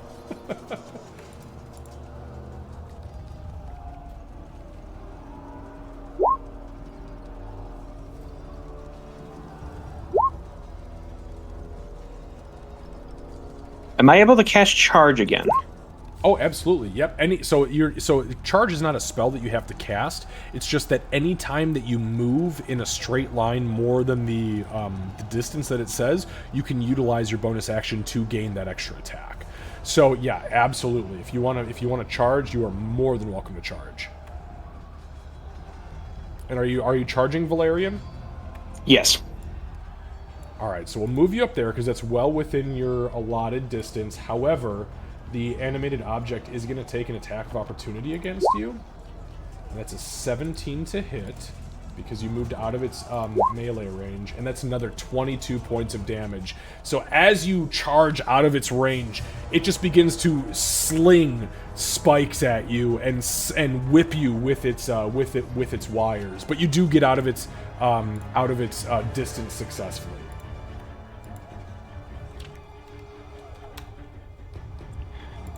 Right, so that means all my actions are now done, correct? Nope, not at all. No, you have oh, no, brother. You have just begun your actions. That was just your movement. So because you charged, you can still use all of your attacks, meaning your 2 regular attacks, plus you can use your hooves action. So you just tell me who you're going to use them on and in what order, and we will go about our business. Sorry, Valerian. We're going to start using the greatsword, I guess, and just go from there. Okay, so you don't need to roll anything because he is unconscious and dying. It is an automatic hit, and he suffers 2 death saving throw failures. If you'd like to utilize your second attack, you can kill him right now.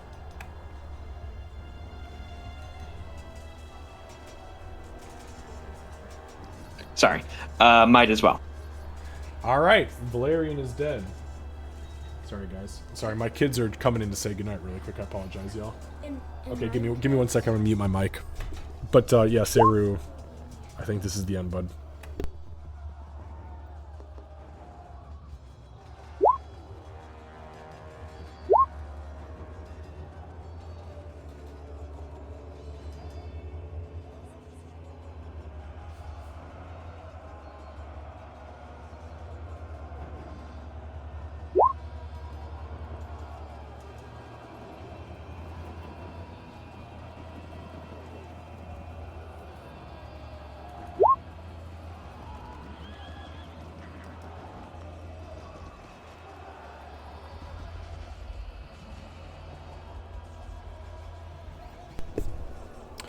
All right, so with that being said, as Tug Mukau charges forward, he stabs not once but twice into Valerian, and Valerian breathes his last. I'm going to leave him on the field because weird things happen sometimes, but I'm going to put the death icon on him. Valerian, unfortunately, my friend, you have exited the battle. Now, Mukau, you, because you charged, still do have your hooves attack, and it does not have to be against the same target you struck, according to what I am reading. So you can still jump kick Rog if you would like to. Might as well. Oh, please do it. Alright, so go ahead and make your hooves attack. Now, he will actually have to attack because he's alive and watching you murder this fucking guy who's unconscious. God, I thought I was savage.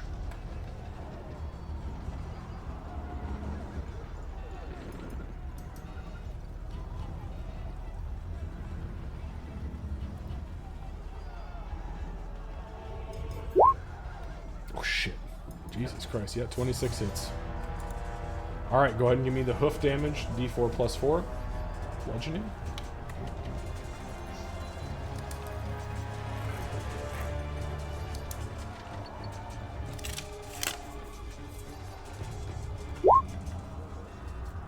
Seru did. Yeah, I heard.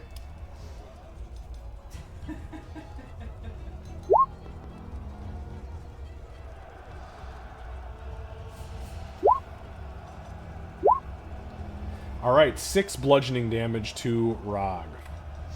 Alright. Tug, I believe that is the extent of what you can do. Is that correct? Yeah? Yeah, I believe so. I already used my bonus action, so I can't use it for anything else, I'm pretty sure. Okay, beautiful. That is going to bring us to... Whoa, Rog! This dude's got tent spikes sticking out of him, by the way, and like big like lashes all over his body. I don't know what happened. Yeah, I don't know anything. I don't know. Oh god, the fucking tent's alive. Crazy. Crazy how it happens like this. All right. I think I'm just gonna go in with some greatsword attacks. All right, fucking do it to it.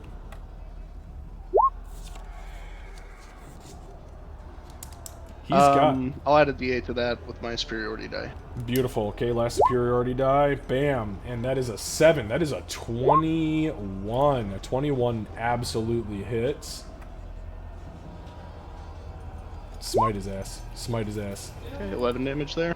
Alright, 11 damage to Tug. That...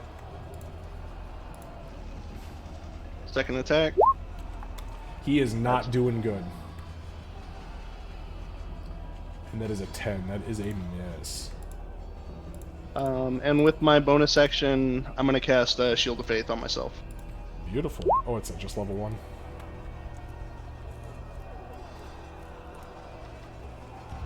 Alright.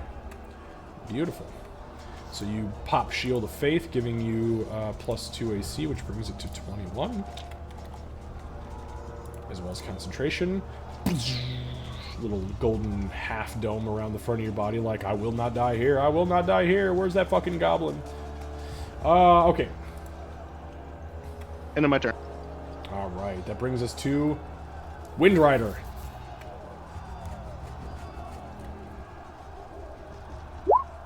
We're gonna risk it. We're gonna risk it.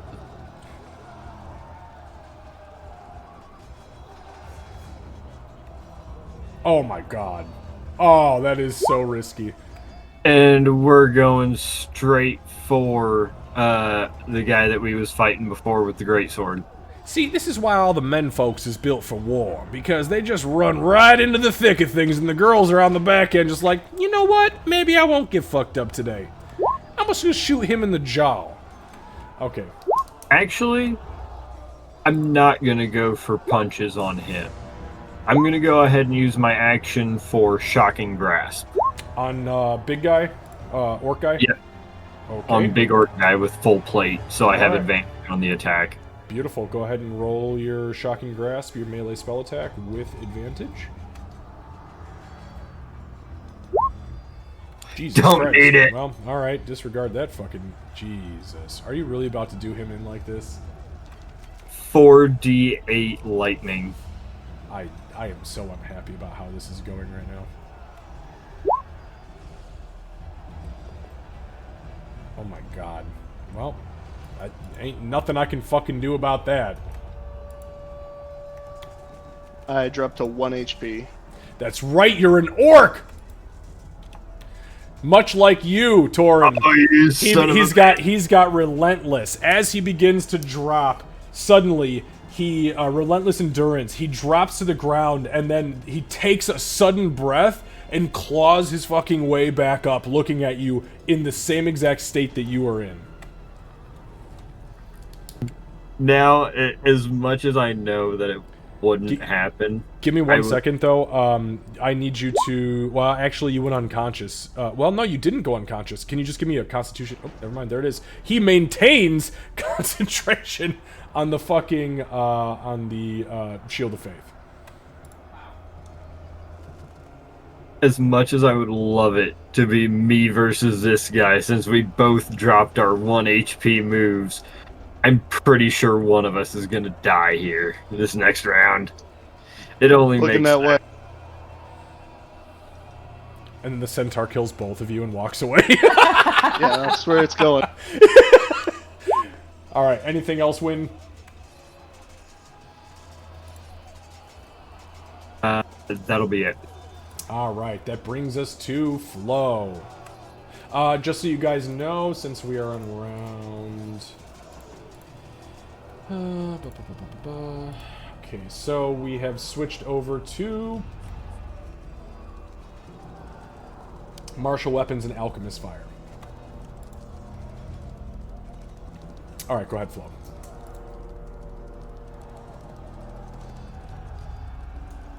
Just from my vantage point, even if I move like 20 feet, I'm not going to be able to hit Rog, will I? Like, I would have to be able to either hit Tug or... So, if you... I'm just going to move you temporarily. If you move here, you can fire on Rog.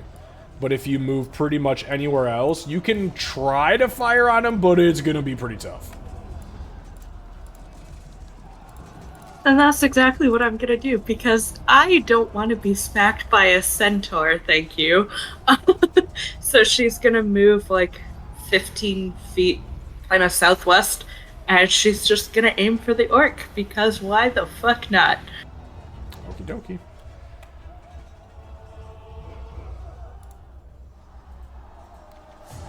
Second kill you've stolen from me. I didn't kill Valerian, Tug did.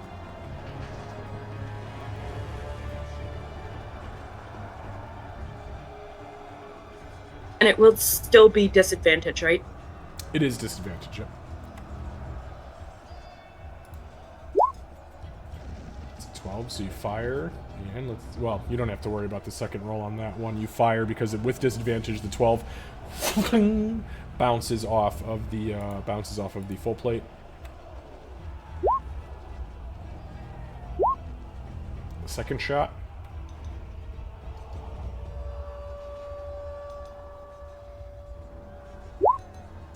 $19. So, because well, here's the thing though.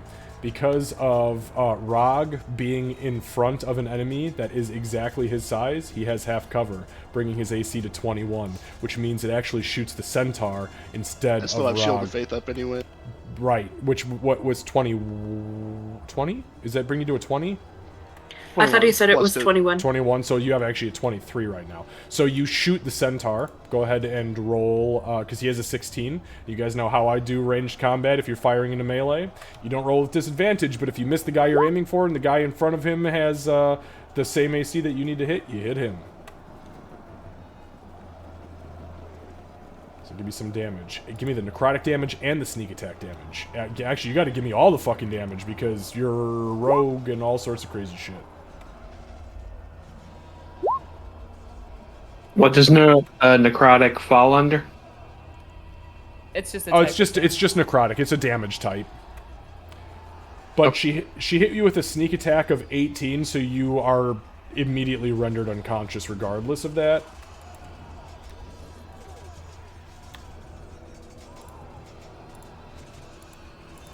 All right. So as you fire, Rose, you clip the centaur in the back of the head, and it shoots one of his ears off and peels like this 7-inch swath of flesh off the back of his head, and you see his brain start to slip out from underneath the skull, and he collapses onto the ground with a glorious nay. Sorry. She's just gonna be like, well, that's not what I wanted to happen, but fuck it, it happened anyway. And she's gonna hide behind the tree.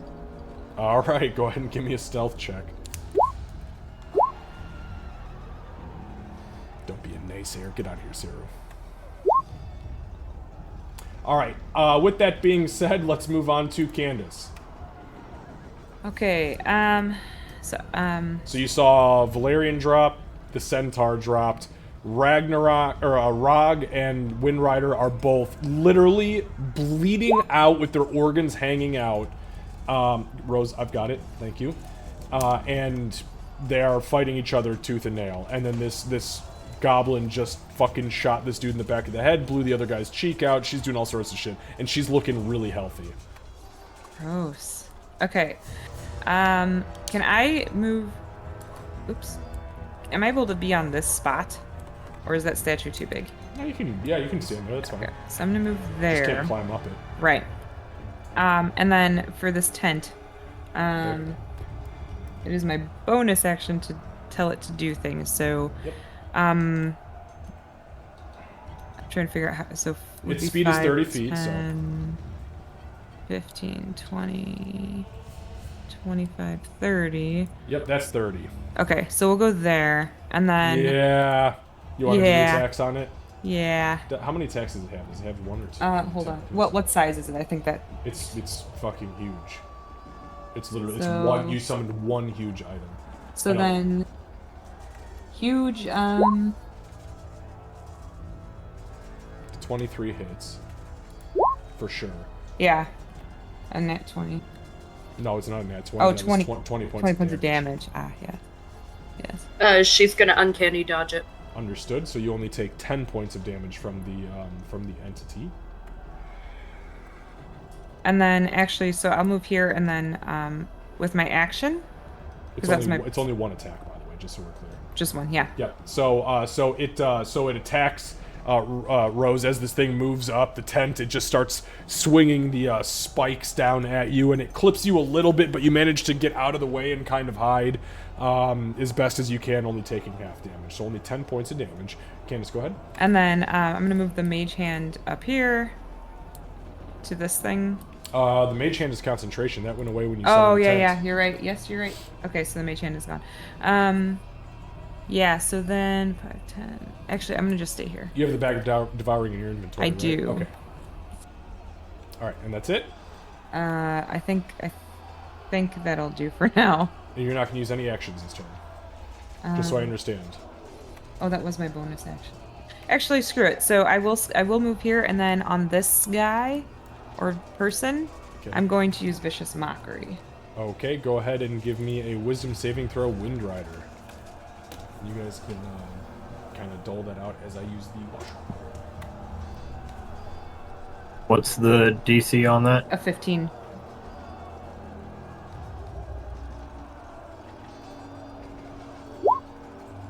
Oh, no. Okay, hold on. Oh, I feel so bad. I hate it so much. I'm dead. I have 1 hit point.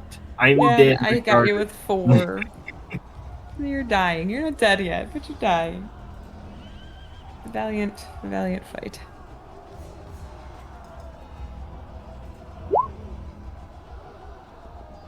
Look at Rog. Rog's like, what? What just happened here?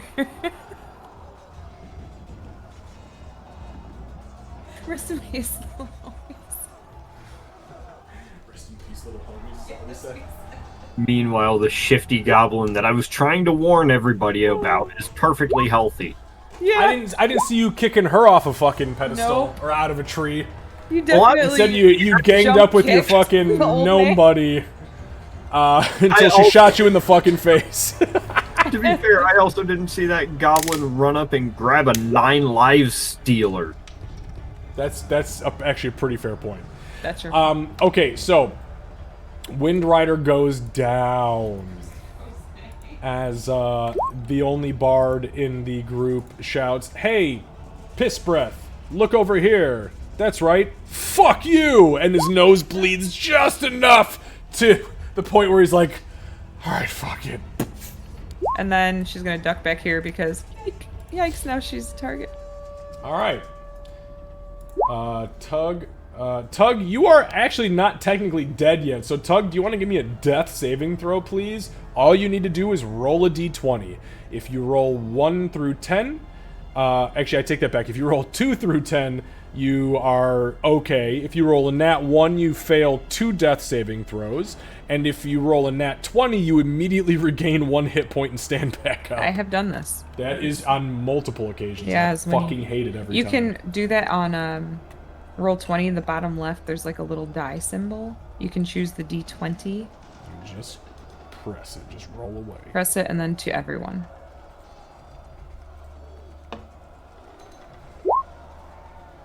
Hey, that's a success. Nice, all that's right. a success. So you are not quite dead yet. I am not tis yet but a flesh dead. wound. I can dance and I can sing. I am not yet dead. I can do the Highland thing. Okay, sorry. Little Monty Python. Also, question. Since he didn't use the inspiration, he could use that, right? If he... No, it's not a saving throw like that. That's right. I couldn't remember what the... Okay, Rog. So this bitch just dropped this dude in front of you. Now you got a goblin and some weird chick hiding behind statues. Like, yeah, we let all the men kill each other. Okay. I'm going to use Lay on Hands as my action. Restore 15 HP. Alright. That is a success, by the way. Not a failure. My bad. Give me that. Oop. Alright, so you have dropped your Lay on Hands for the 15 points. Very good choice. And then with my bonus action, I'm going to cast Sanctuary on myself. Alright. I don't know why. Oh, it'll be a 14 DC if anyone tries to attack me. There you go, buddy. Alright, so you see this guy, he kind of like grabs his chest and there's this burst of divine energy and you see him take a deep breath as like this kind of like frost forms around his mouth and then this barrier kind of circles around his entire existence. And that brings us to... What's on the alchemy table? Right now...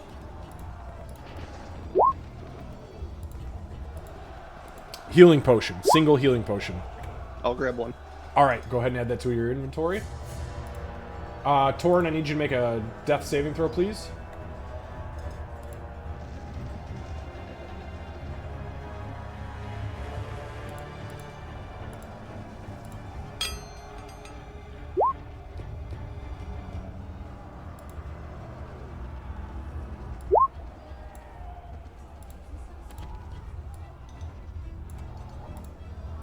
Alright, 11, that's a success.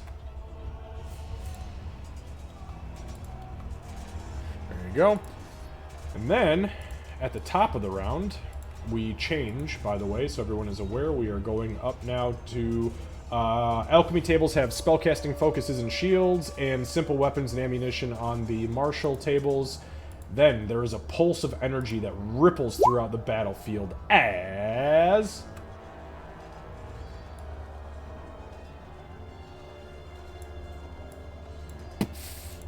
a massive creature made of raw, unadulterated stone rises up with 2 tower shields as arms, very automaton-like, very almost monodrone-like, meaning lots of cogs and wheels as it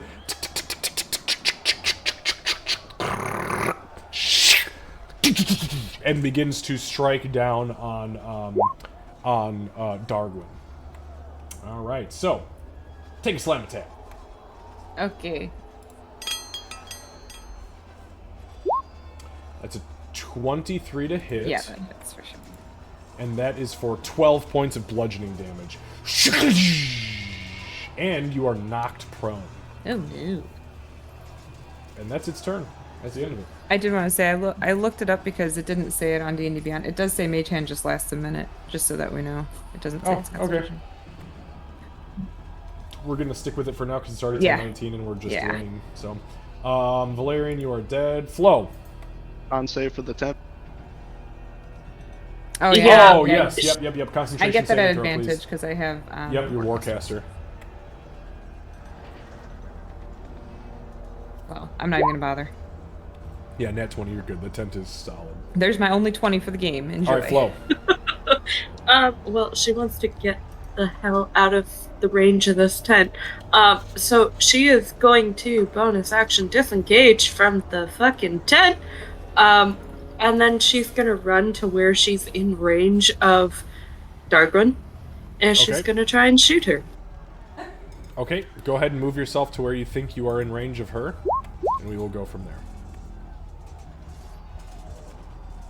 Okay. Because you're the only one I can. Your AC right now is 18.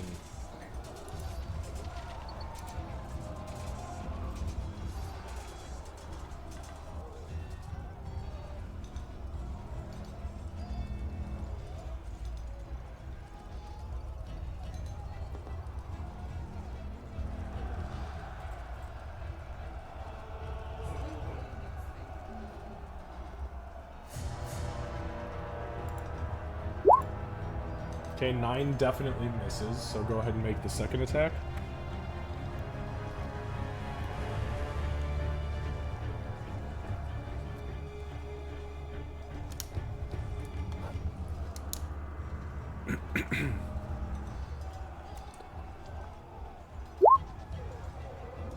That misses.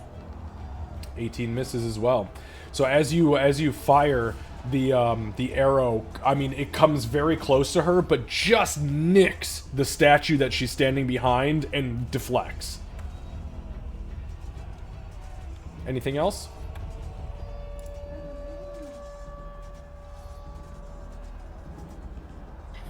Nope.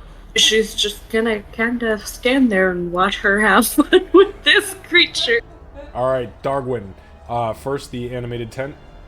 Yeah, the animated tent's definitely gonna move to the chick that was just shooting at me. Okay. An attack. Go ahead and make the attack roll here. That's a nat 20. Oh no. I'm sorry, but I'm not, but I am. Uncanny dodge. Okay, so instead of 32 points of damage, you take 16. Let's go ahead and reduce your HP by 16 as the tent turns around and swings viciously at you. Also, this is a good spell. Yeah. Oh yeah, animated objects is beautiful. Because it's anything. It is very much. How many spoons and forks you got? What do you mean, how many spoons and forks I got? Shut the fuck up. How many spoons and forks do you got? You got at least 10 of them. Yeah. Okay, so that was the tent. Go ahead. That was my bonus action. I'm going to use half of my movement to stand up. Okay. And honestly, I think I want to open the bag of devouring and try to, like, make it eat this thing. Like, try to... The part that just hit me, maybe you just put the bag of devouring around. The stone defender? Yeah. Okay. Give me a second. It seems like it was a bad idea. Now I'm regretting it mildly.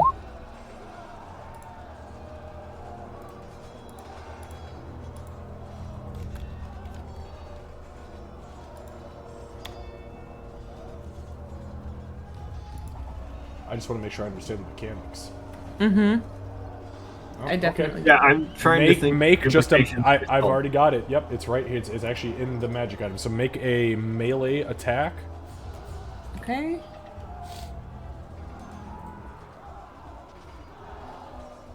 Like just an unarmed strike, kind of. No, make a.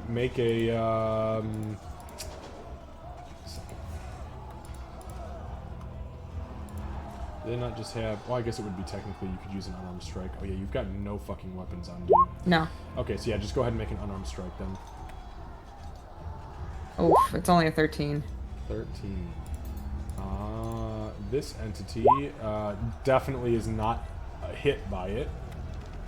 So no, nothing happens. You swing the bag at it, it kind of brings up one of the tower shields and hits you in the forearm, and it forces the mouth of the bag to the side. You can't get a grab on it. Okay, I'm gonna move up here. And then, that's all I can do. That's everything. Alright. Tug, give me a d20, please.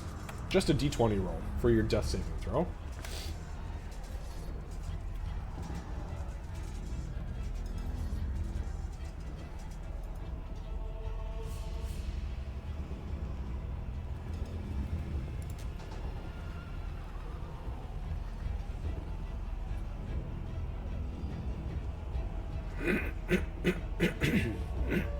Excuse me.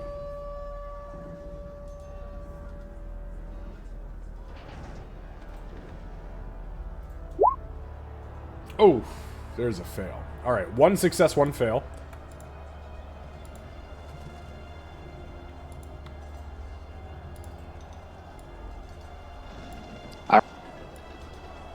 All right, that's not bad. You're doing good. You're doing good, bud. All right, that brings us to Rog. All right, I'm going to use my action to drink that healing potion I picked up. Beautiful. All right, go ahead and roll a d4 plus 2. There you go. 6, not fucking bad. All right. I hope you come out on And top. what's on the alchemist table right now? So this turn is spell casting focuses and shields. Okay. I'll go ahead and grab a shield with my interact and just have it in my inventory, but not using it. Okay. As soon as you touch it, your patron, or not your patron, your whoever your deity is for your, because you have paladin levels, don't you? No, you don't have. No, yeah, you think you do have paladin levels. Okay. Yeah, so whoever your deity is, you see the holy symbol emblazoned across the front of it. Cool. All right. But yeah, that'll be the end of. All right, Wind Rider, go ahead and give me a death saving throw, bud. Oh, 1 and 1.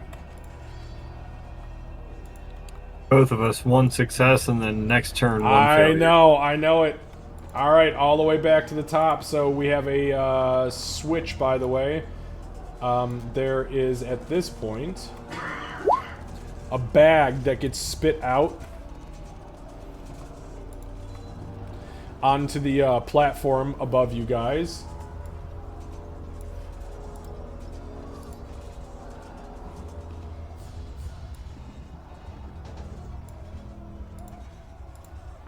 There's a lot of things up here, by the way. There's the clay jar.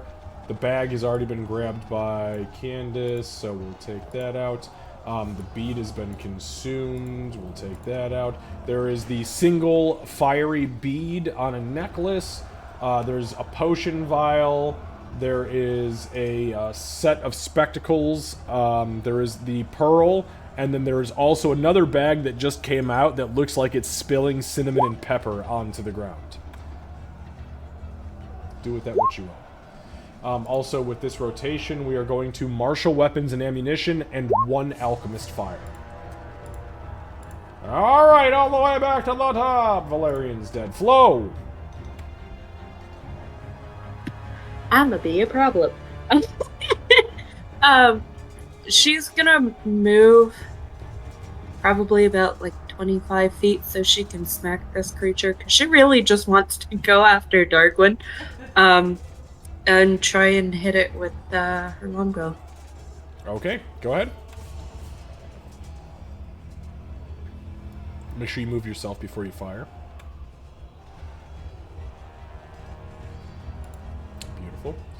Alright, so this thing is going to take its attack of opportunity against you. It's a 25 to hit you. Does it only roll 25s? Yeah, it actually, you know what's funny? It rolled a 25s and 28s, apparently. It's got a plus 8. So, so it hit you with a 25, and it dealt 12 points of damage. So 12 points of damage to Flaw.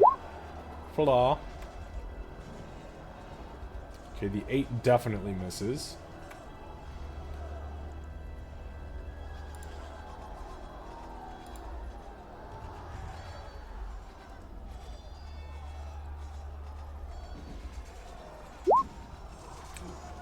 So the 23 is definitely going to hit. And that is all sorts of dirty birdie damage.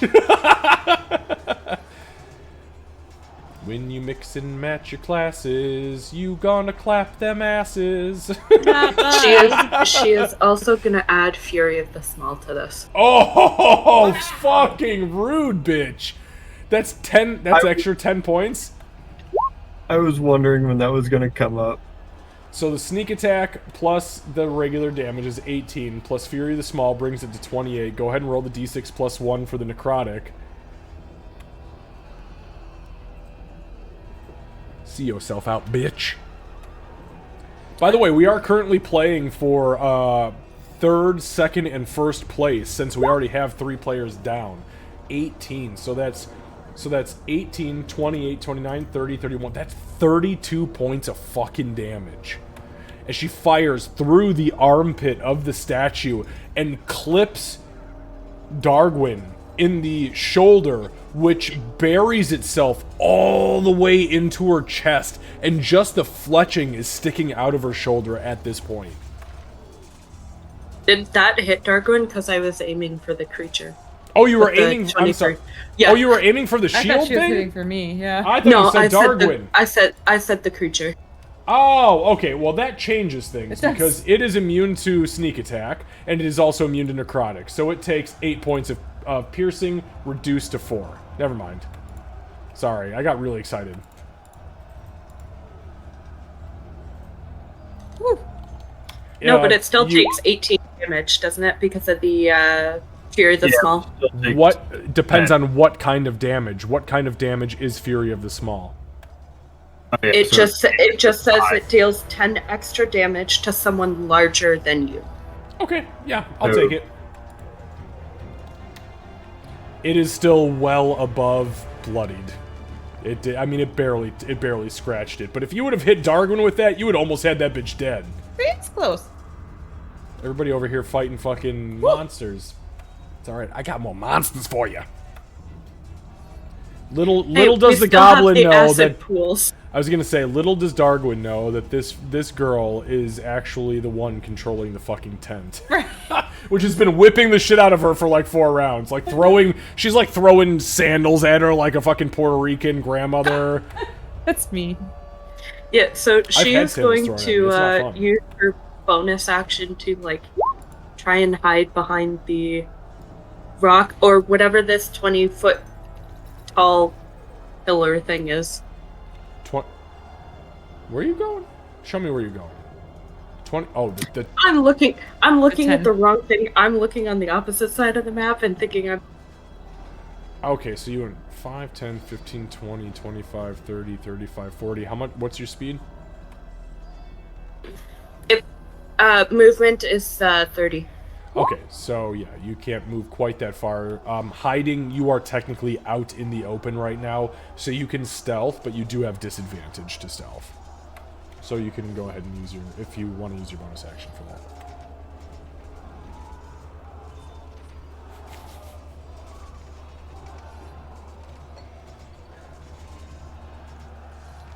Torin, can I ask you a really weird fucking question, bro? Are you wearing a turtleneck?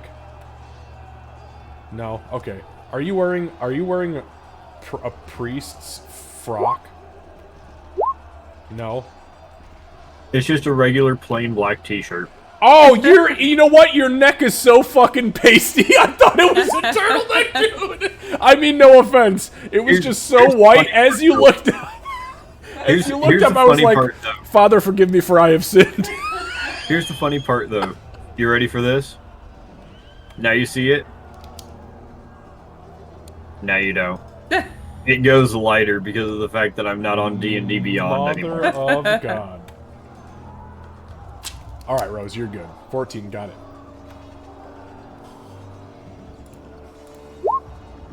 Alright. Darwin. Yeah, she doesn't like this situation very much. I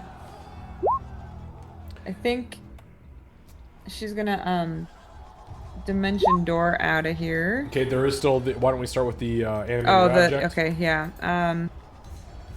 Up or down? Honestly, I think that I'm probably going to have it go after. Jesus, wow, you guys are really No, I'm going after her. I'm going after her because I know I have to survive. So it's going after her. I was say these monsters will keep going at you until you kill yourself. I know. So. I hate it so much. All right. Give me a second. It's a 19 to hit. Hey, I didn't roll a 25, but that was 25 points of damage. Oh, what the fuck? And it's gonna uncanny dodge. Didn't you already use your reaction? Uncanny dodge's reaction. I know. I just said did you use your reaction for because it took an attack of opportunity against you. Didn't she reduce that damage? No, she took all that. It was all of it. Yeah. Okay, so you're gonna take 14 points of slashing damage from the. I'm sorry, bludgeoning damage from the tent. Then. Okay, Candace, go ahead and take the remainder of your turn. Then my action would be Dimension Door the fuck out. And what level is that, please? 4th. Okay, if 4th possible. are gone. I still have one more 4th. Nope. Did I use counting? I'm counting 3 4th. I've been marking them as we've been going. Okay, I used a 3rd level. Okay, let's not discuss it right now. We'll. I'm gonna go up here. I'm committing to it, so. Okay, yeah, you can. So do you have to be able to see your target because the shields are facing both left and right, and you cannot see past them. You can see, you can visualize, or you can describe by stating distance and direction.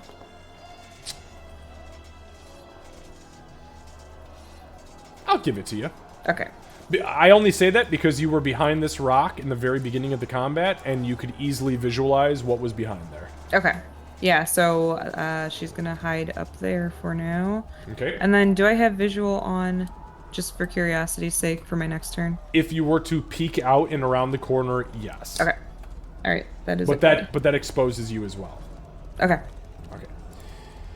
Let's bring that to Tug. Tug, give me a D20, my friend, for your death saving throw.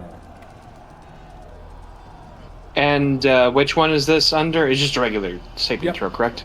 Yeah, no, it's just a D20. Just roll a D20. There are no modifiers that assist this in any way, shape, or form, unless you have very specific subclasses, which I know you don't. Yeah, not barbarian, right? Okay.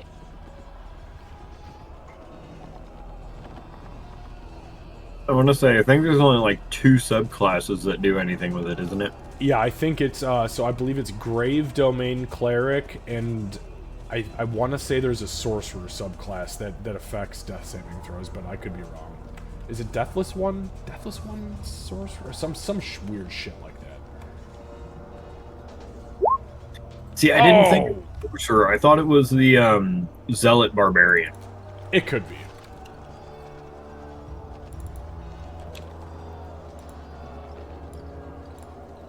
All right, 2 death saving throws failed, and 1 success. So yeah, I can't use the D10, correct? Just want to make sure. That is correct. You do not. Nope, not in this roll. All right, Rog.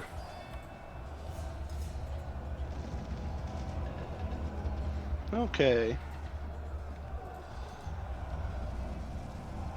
I'm going to cast Cure Wounds on myself. All right. What level? Just first. That's all I have. First. I think that's your last first, isn't it? Or no, you got one more? Yeah. No, I think that was... Well, I got 2 more. Yeah, because... Right, wait, you got 2 Or no, more? sorry, one more. I was going to say, yeah, okay. Because your Warlock stuff and your Paladin stuff are separate. Okay, got it. 8, okay, so you heal yourself for 8. Anything else? Yeah, no, I'm going to stay right. Okay. Wind Rider.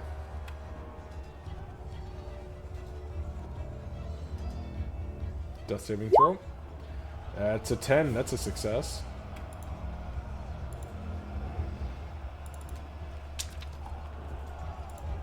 Alright, and that brings us to the top of the round. Just so everyone is on the same page, we have moved from Alchemist Fire to a single basic healing potion and spellcasting components, respectively, in the alchemy tables and the item tags. On the main stage, a shield has been spat out onto the platform, and it is glowing ever so slightly.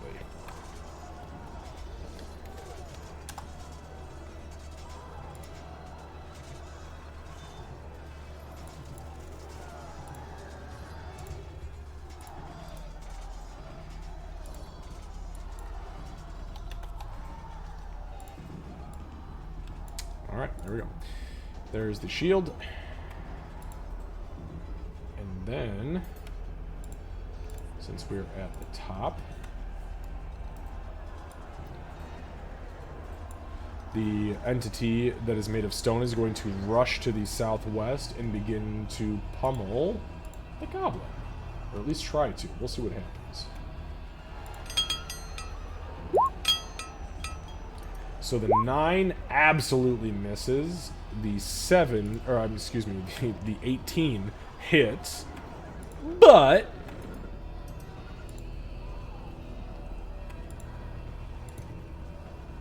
alright, so the 18 hits. Give me 1 second.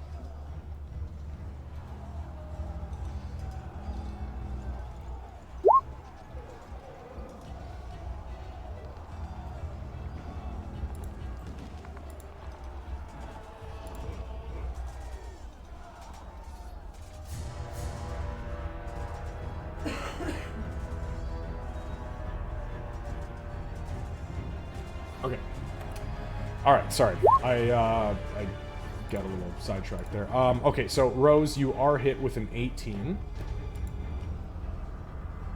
And that is for 7 points of bludgeoning damage.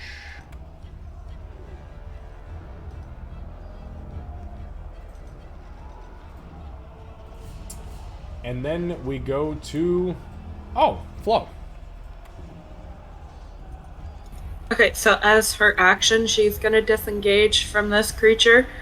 And she's going to go towards the alchemist table and then use her bonus action for second wind.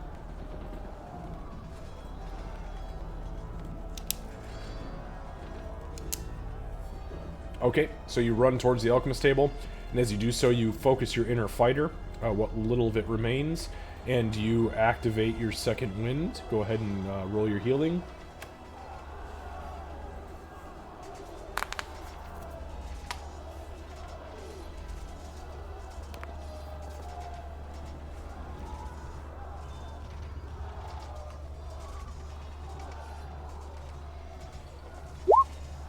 Alright, 10 points of healing. That's pretty fucking outstanding.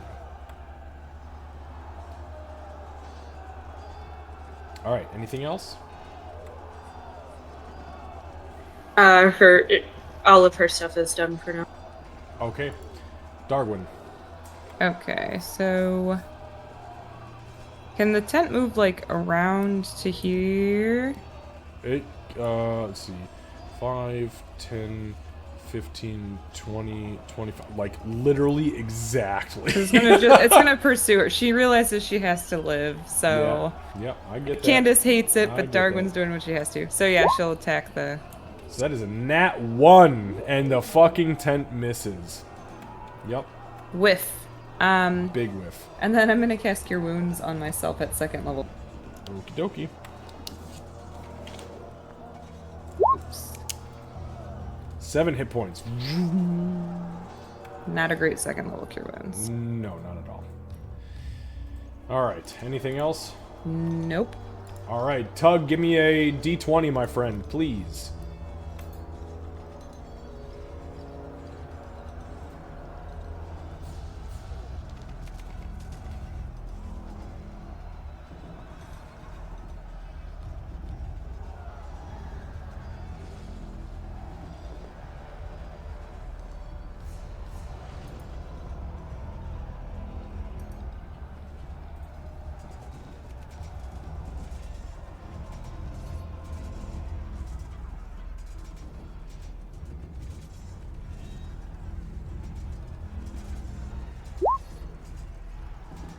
$13 is a success. All right.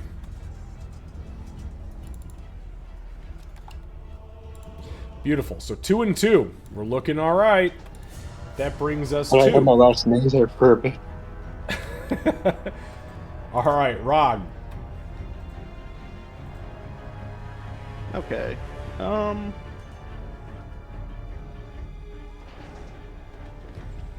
gonna use my movement. Move over to there. Okay. And I'm going to cast Eldritch Blast on the bard. Oh, fuck yeah. All right. Do it to it, baby. I think you get, what, at your level? Do you get 2 at your level, or is it just the 1? 2 beams, yeah. 2 beams. Beautiful. Okay, so the 18 definitely hits. For 7 that's points 7 of force. damage, and I'm going to activate Grasp of Hadar and pull her 10 feet towards me. Oh, this ugly motherfucker. Is it 10 feet, or is it 5? 10. 10? Oh my god.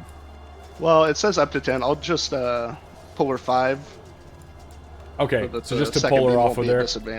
Okay, so let me just do this in order. So Candace, you take 7 points of damage. Okay, I already did that. Make a Constitution saving throw for your concentration for the animated tent. That is a failure. Oh, it's with advantage. Never mind, you're good. Yeah. Okay, but you fall 20 feet. Give me a dexterity saving throw, please.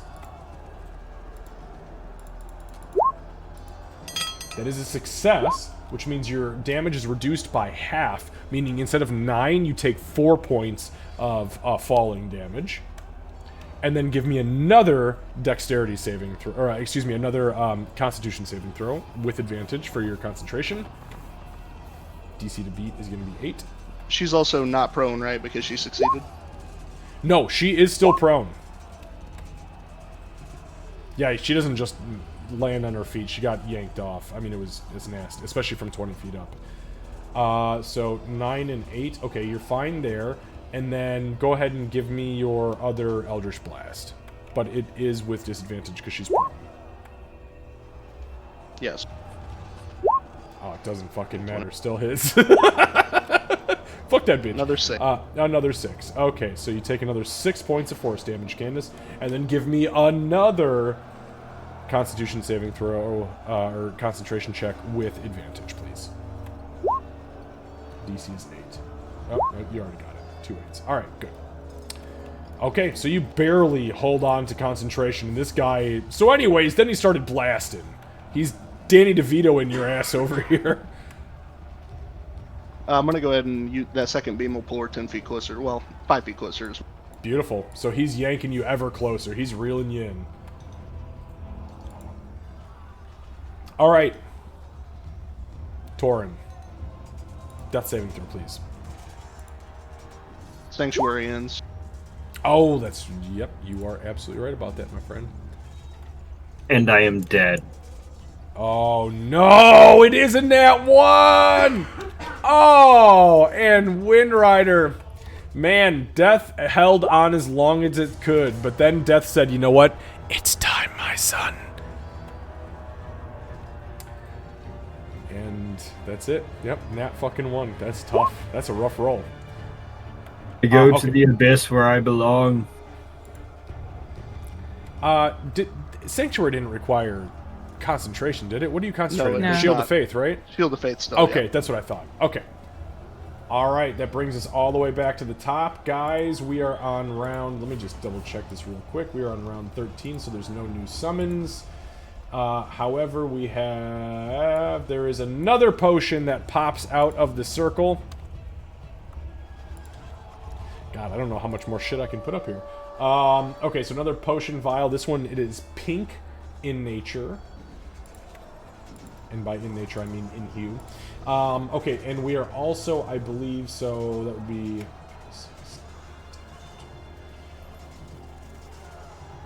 So we are on simple weapons and ammo and spellcasting focuses as far as the tents are concerned. And top of the round means the stone guy goes, so he's going to move down here, and he's going to attack Flo.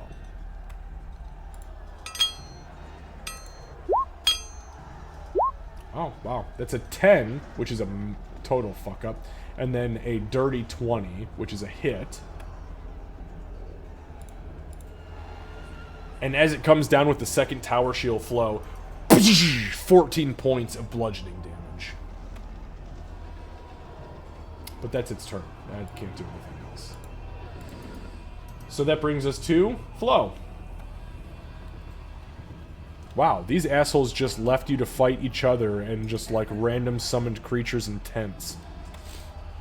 Yeah.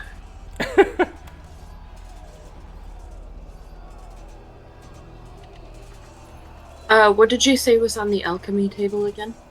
On the alchemy table is spellcasting focuses and shields, which will take the place of divine spellcasting focuses should it be needed.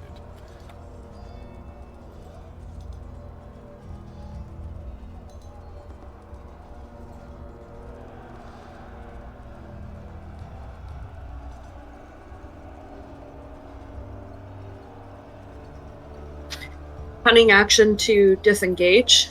Okay.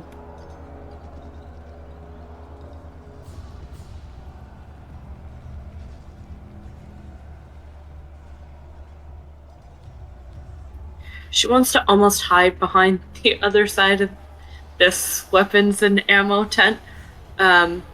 She's not taking an action for this. Okay, so she's just going to dash to that point. 5, 10, 15, 20, 25, 30, 35. Oh, yeah, you've got plenty of fucking space. Plenty. Okay. All right, so she's just going to die. And then she's going to... You said she's going to hide? Yep. Okay, go ahead and give me a stealth check, please. As the action.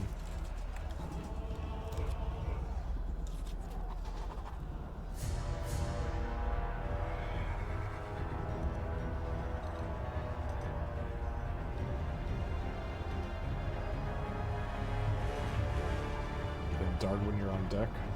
Okay. Oh. What did you roll? What the fuck is that? Why? What the Can't I use that for an attack, man? Because you're good at many things, and that's the best of the things you're good at. You've literally your roll. I have them all tracked on a sticky note because I have passive perceptions. 23, 24, 28, 20, 14, 30. Candace. Also, just sorry, as go an ahead. Yeah, aside, her rage would be done because she didn't take an action against a hostile creature. Nope, that's not true. She took damage. Yeah, if you take damage, If you have to either take damage or take an action against or to target Attack, harm another creature. So it is still going, but you only got a couple rounds left on it. Candace. So I'm actually going to upcast to 5th level dimension door to get out of here. I thought I had another 4th level, so but I'm gonna go up here where the items are. You can absolutely fucking do that. Take your pick. And then what do you want to hear about? We got, what do I see up here? So there's the necklace with a bunch of shattered beads, but one that's still fiery and red. There is the clay jar that's got the green shit around it. There are 2 potions, one pink and one that's kind of like an orange. There's a pearl that is glowing. There is a set of spectacles that look magical in nature. There's a shield that is glowing, and then there is also a bag that looks like it's spilling out cinnamon and black pepper. Okay. I think I'm gonna grab the shield. The shield? Yeah. As you touch the shield, it is a +1 shield and does not require attunement. Perfect. Okay. And was that my environmental action then? Yep. Okay, so bonus action. I don't see her, I'm assuming. So what the fuck is... It's 20. No, your passive perception is definitely not 30, yeah. So no, you would not see her. Unless you're actively looking for her. No, I wouldn't be at this point. So I think I'm going to...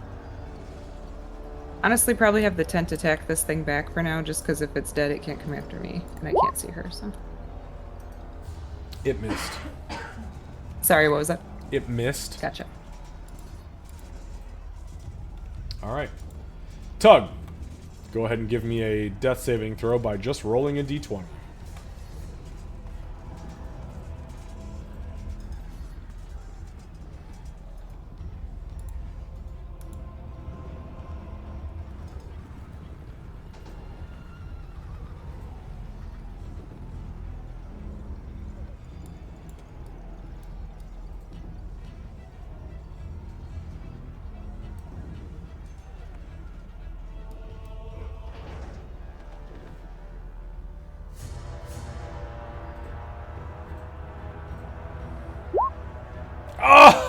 Oh, the third failure.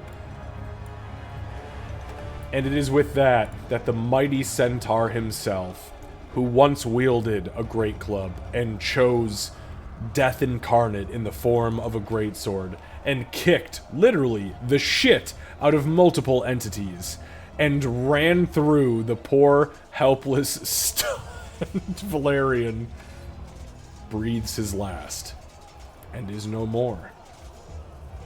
And into the wind he flies. Fly free, little centaur. Fly free. He was just hoofing it? Fucking say rude. That is rude, bro. I'm sorry, but if you're saying fly away, does that mean that the centaur turned into a half man, half Pegasus? Yeah, it's a pegatar. Did you not know that that's a thing? I just made that up. I didn't know that was a thing until I just said it. So, it's a thing now. Nay, as I fly up. Oh, man. Alright, Rog. Alright. Going to use my last spell slot to cast Expeditious Retreat again. Okay. Does that require concentration? It does, so I lose Shield of Faith. Okay, so we drop the Shield of Faith, pick up Expeditious Retreat. Where are you going? Gonna climb. Oh, gonna put it down on little mama. Go ahead and make an athletics or acrobatics. It doesn't matter, honestly. Because of what you're doing. Yeah, 12 is fine. It was a DC 10, so. So yep, you absolutely 100% get to the fucking top. Was that a bonus action or was that a? That's a bonus action for Expeditious Retreat. Oh Jesus. So with my action, I'm gonna attack. Oh God. Hold on tight, little mama. But you do have a +1 shield, which means that your AC, whatever it just was, I was going to say it's increased by 3, so. Yeah, that misses. Yeah, she's a college.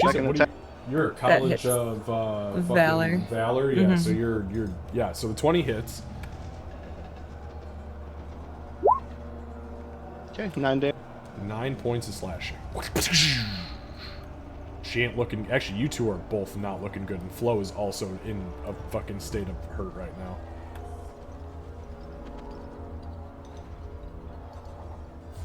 And that'll be the end of my turn.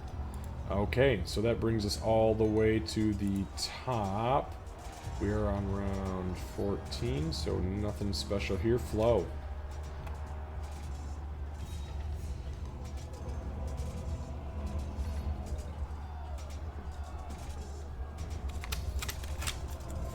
I need to do a concentration save.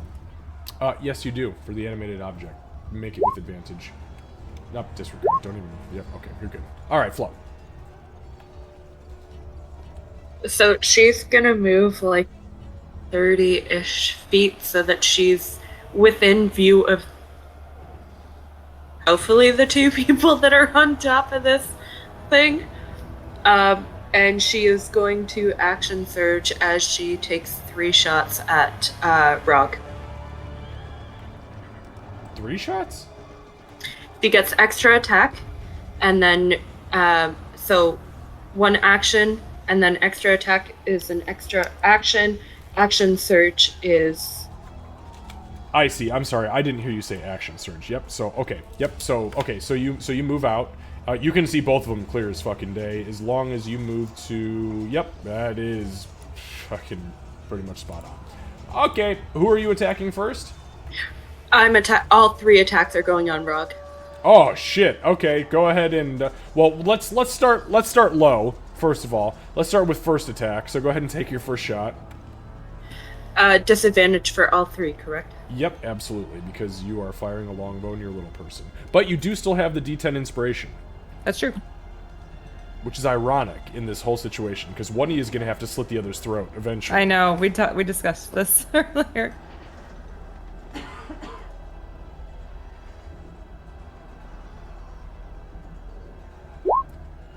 Okay, that's definitely going to be a miss. Go ahead and give us our second roll, and you can do the third roll back to back just to speed up your rolls, because I know they're so fucking slow. I am trying. D&D Beyond just wants to take forever with the rolls. Okay, so that's a 15.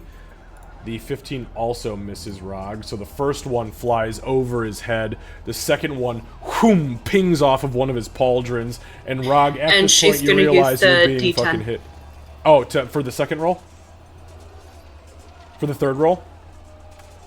Sorry, I'm only seeing 2 rolls. Oh, there's the 13. Okay, go ahead and roll the D10. Remind me how to do the custom rolls on here on D&D Beyond. Yeah, so all you have to do is on your character sheet in the bottom left-hand corner, click the D20 that's got a red circle around it, and then you're just going to click the D10. And that it's going to ask you how many do you want to roll. Roll to everyone once that little bar pops down, and you're good to go.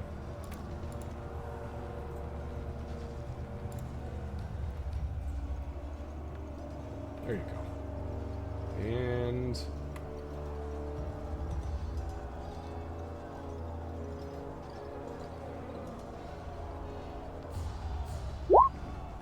holy shit, that's a 20. Man, this bitch was keen on shooting his ass. So the first one flies over your head. The second one clips your right pauldron, and you're like, shit. As you turn around, you catch a fucking arrow in the clavicle. And that is going to be with all of your dirty damage, because it's not the first time you attack, it's the first time you deal damage in a round. So go ahead and give me some sneak attack. Give me that dirty birdie.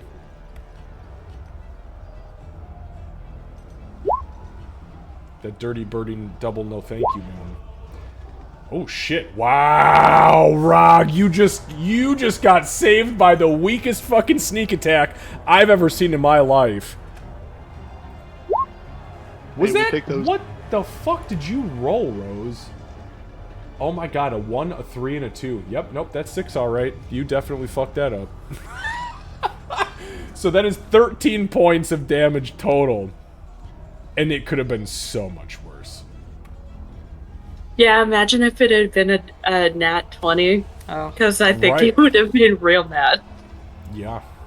That'd have been the end of Rog. Okay, but that was not the end of Rog, but that was the end of Flo's turn, I believe, because that was movement, which included the bonus action for Action Surge, and then the full normal action, correct? Okay.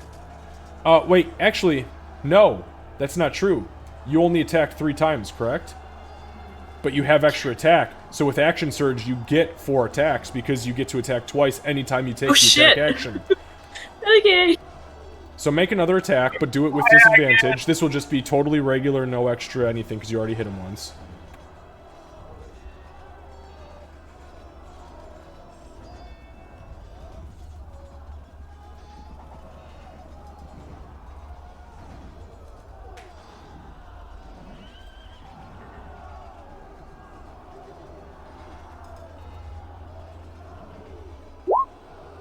Okay, and the 11 definitely misses.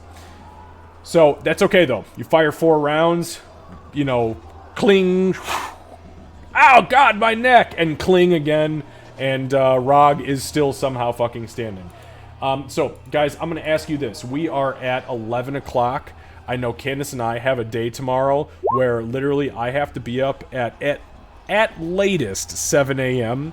to go get all of the food for the kids' party, which is 10 to 2. Then we have D&D from 3 to 6. And then we have stream from 7 to 10. It's a long day for us. I can stay up a little longer if we want to try to move through this, but with where it's going, I don't know if it's going to be any less than another hour to an hour and a half. Remember what I said when we started? It's either going to be an hour flat for us to burn through this, or it's going to take all 4 hours plus some. So, for those of you who are still alive, meaning Rose, Rog, and Candace, are you 3 good with maybe coming back in, if not next weekend, maybe just like on a weird off night to finish this whole thing off and go through it, even if it's only like a 3-hour thing and we only use 2 hours of it? Let me ask my husband. Shut up. Rog? No, I'm just kidding. Yeah, I'm okay with it.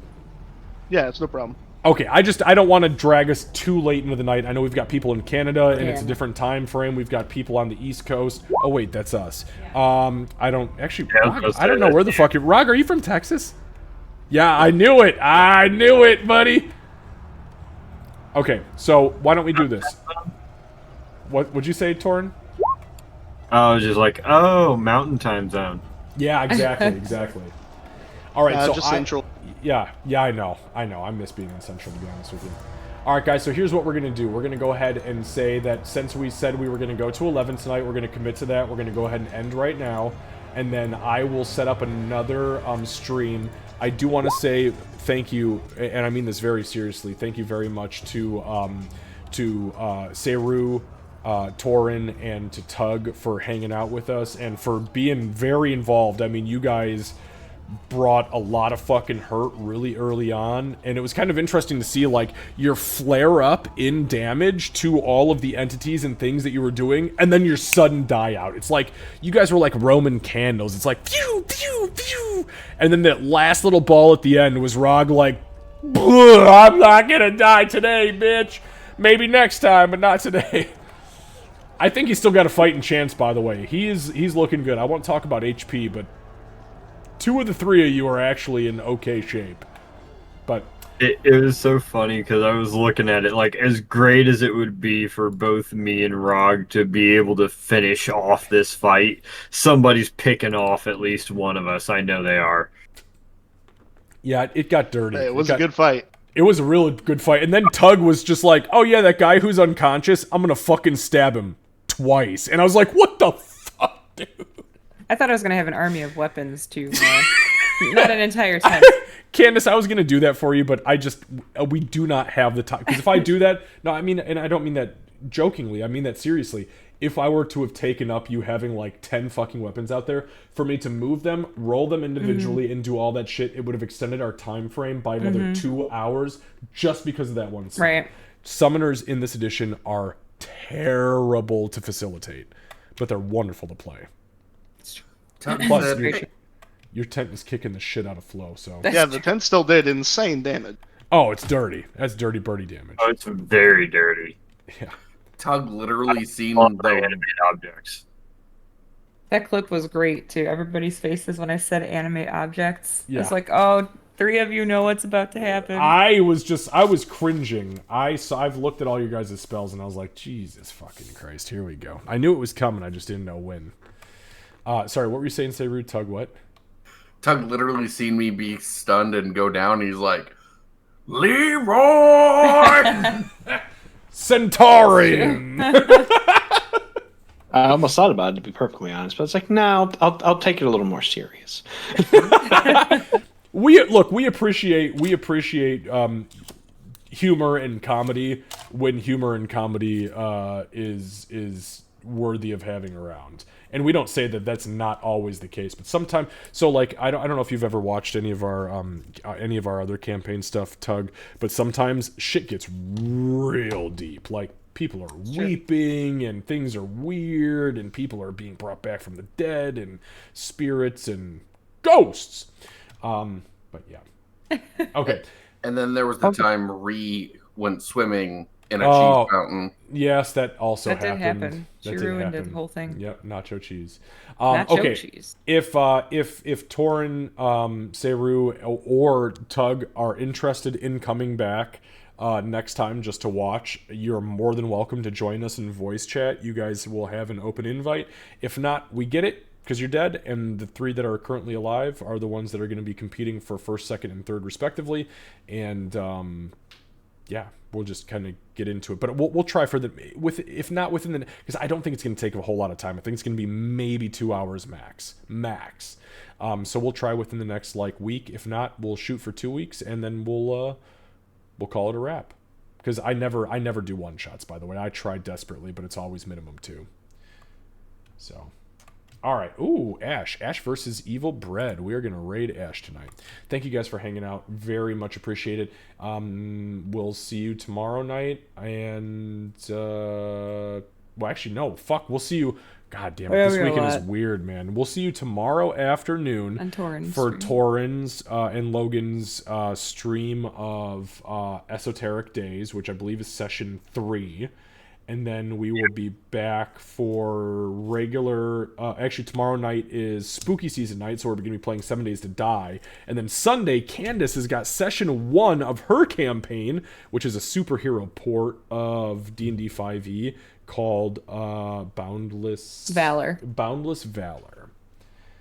Whew, that was a lot. Okay. That's a lot. That's what the birthday party... What was that? A lot of plans. Oh, yes. Yeah.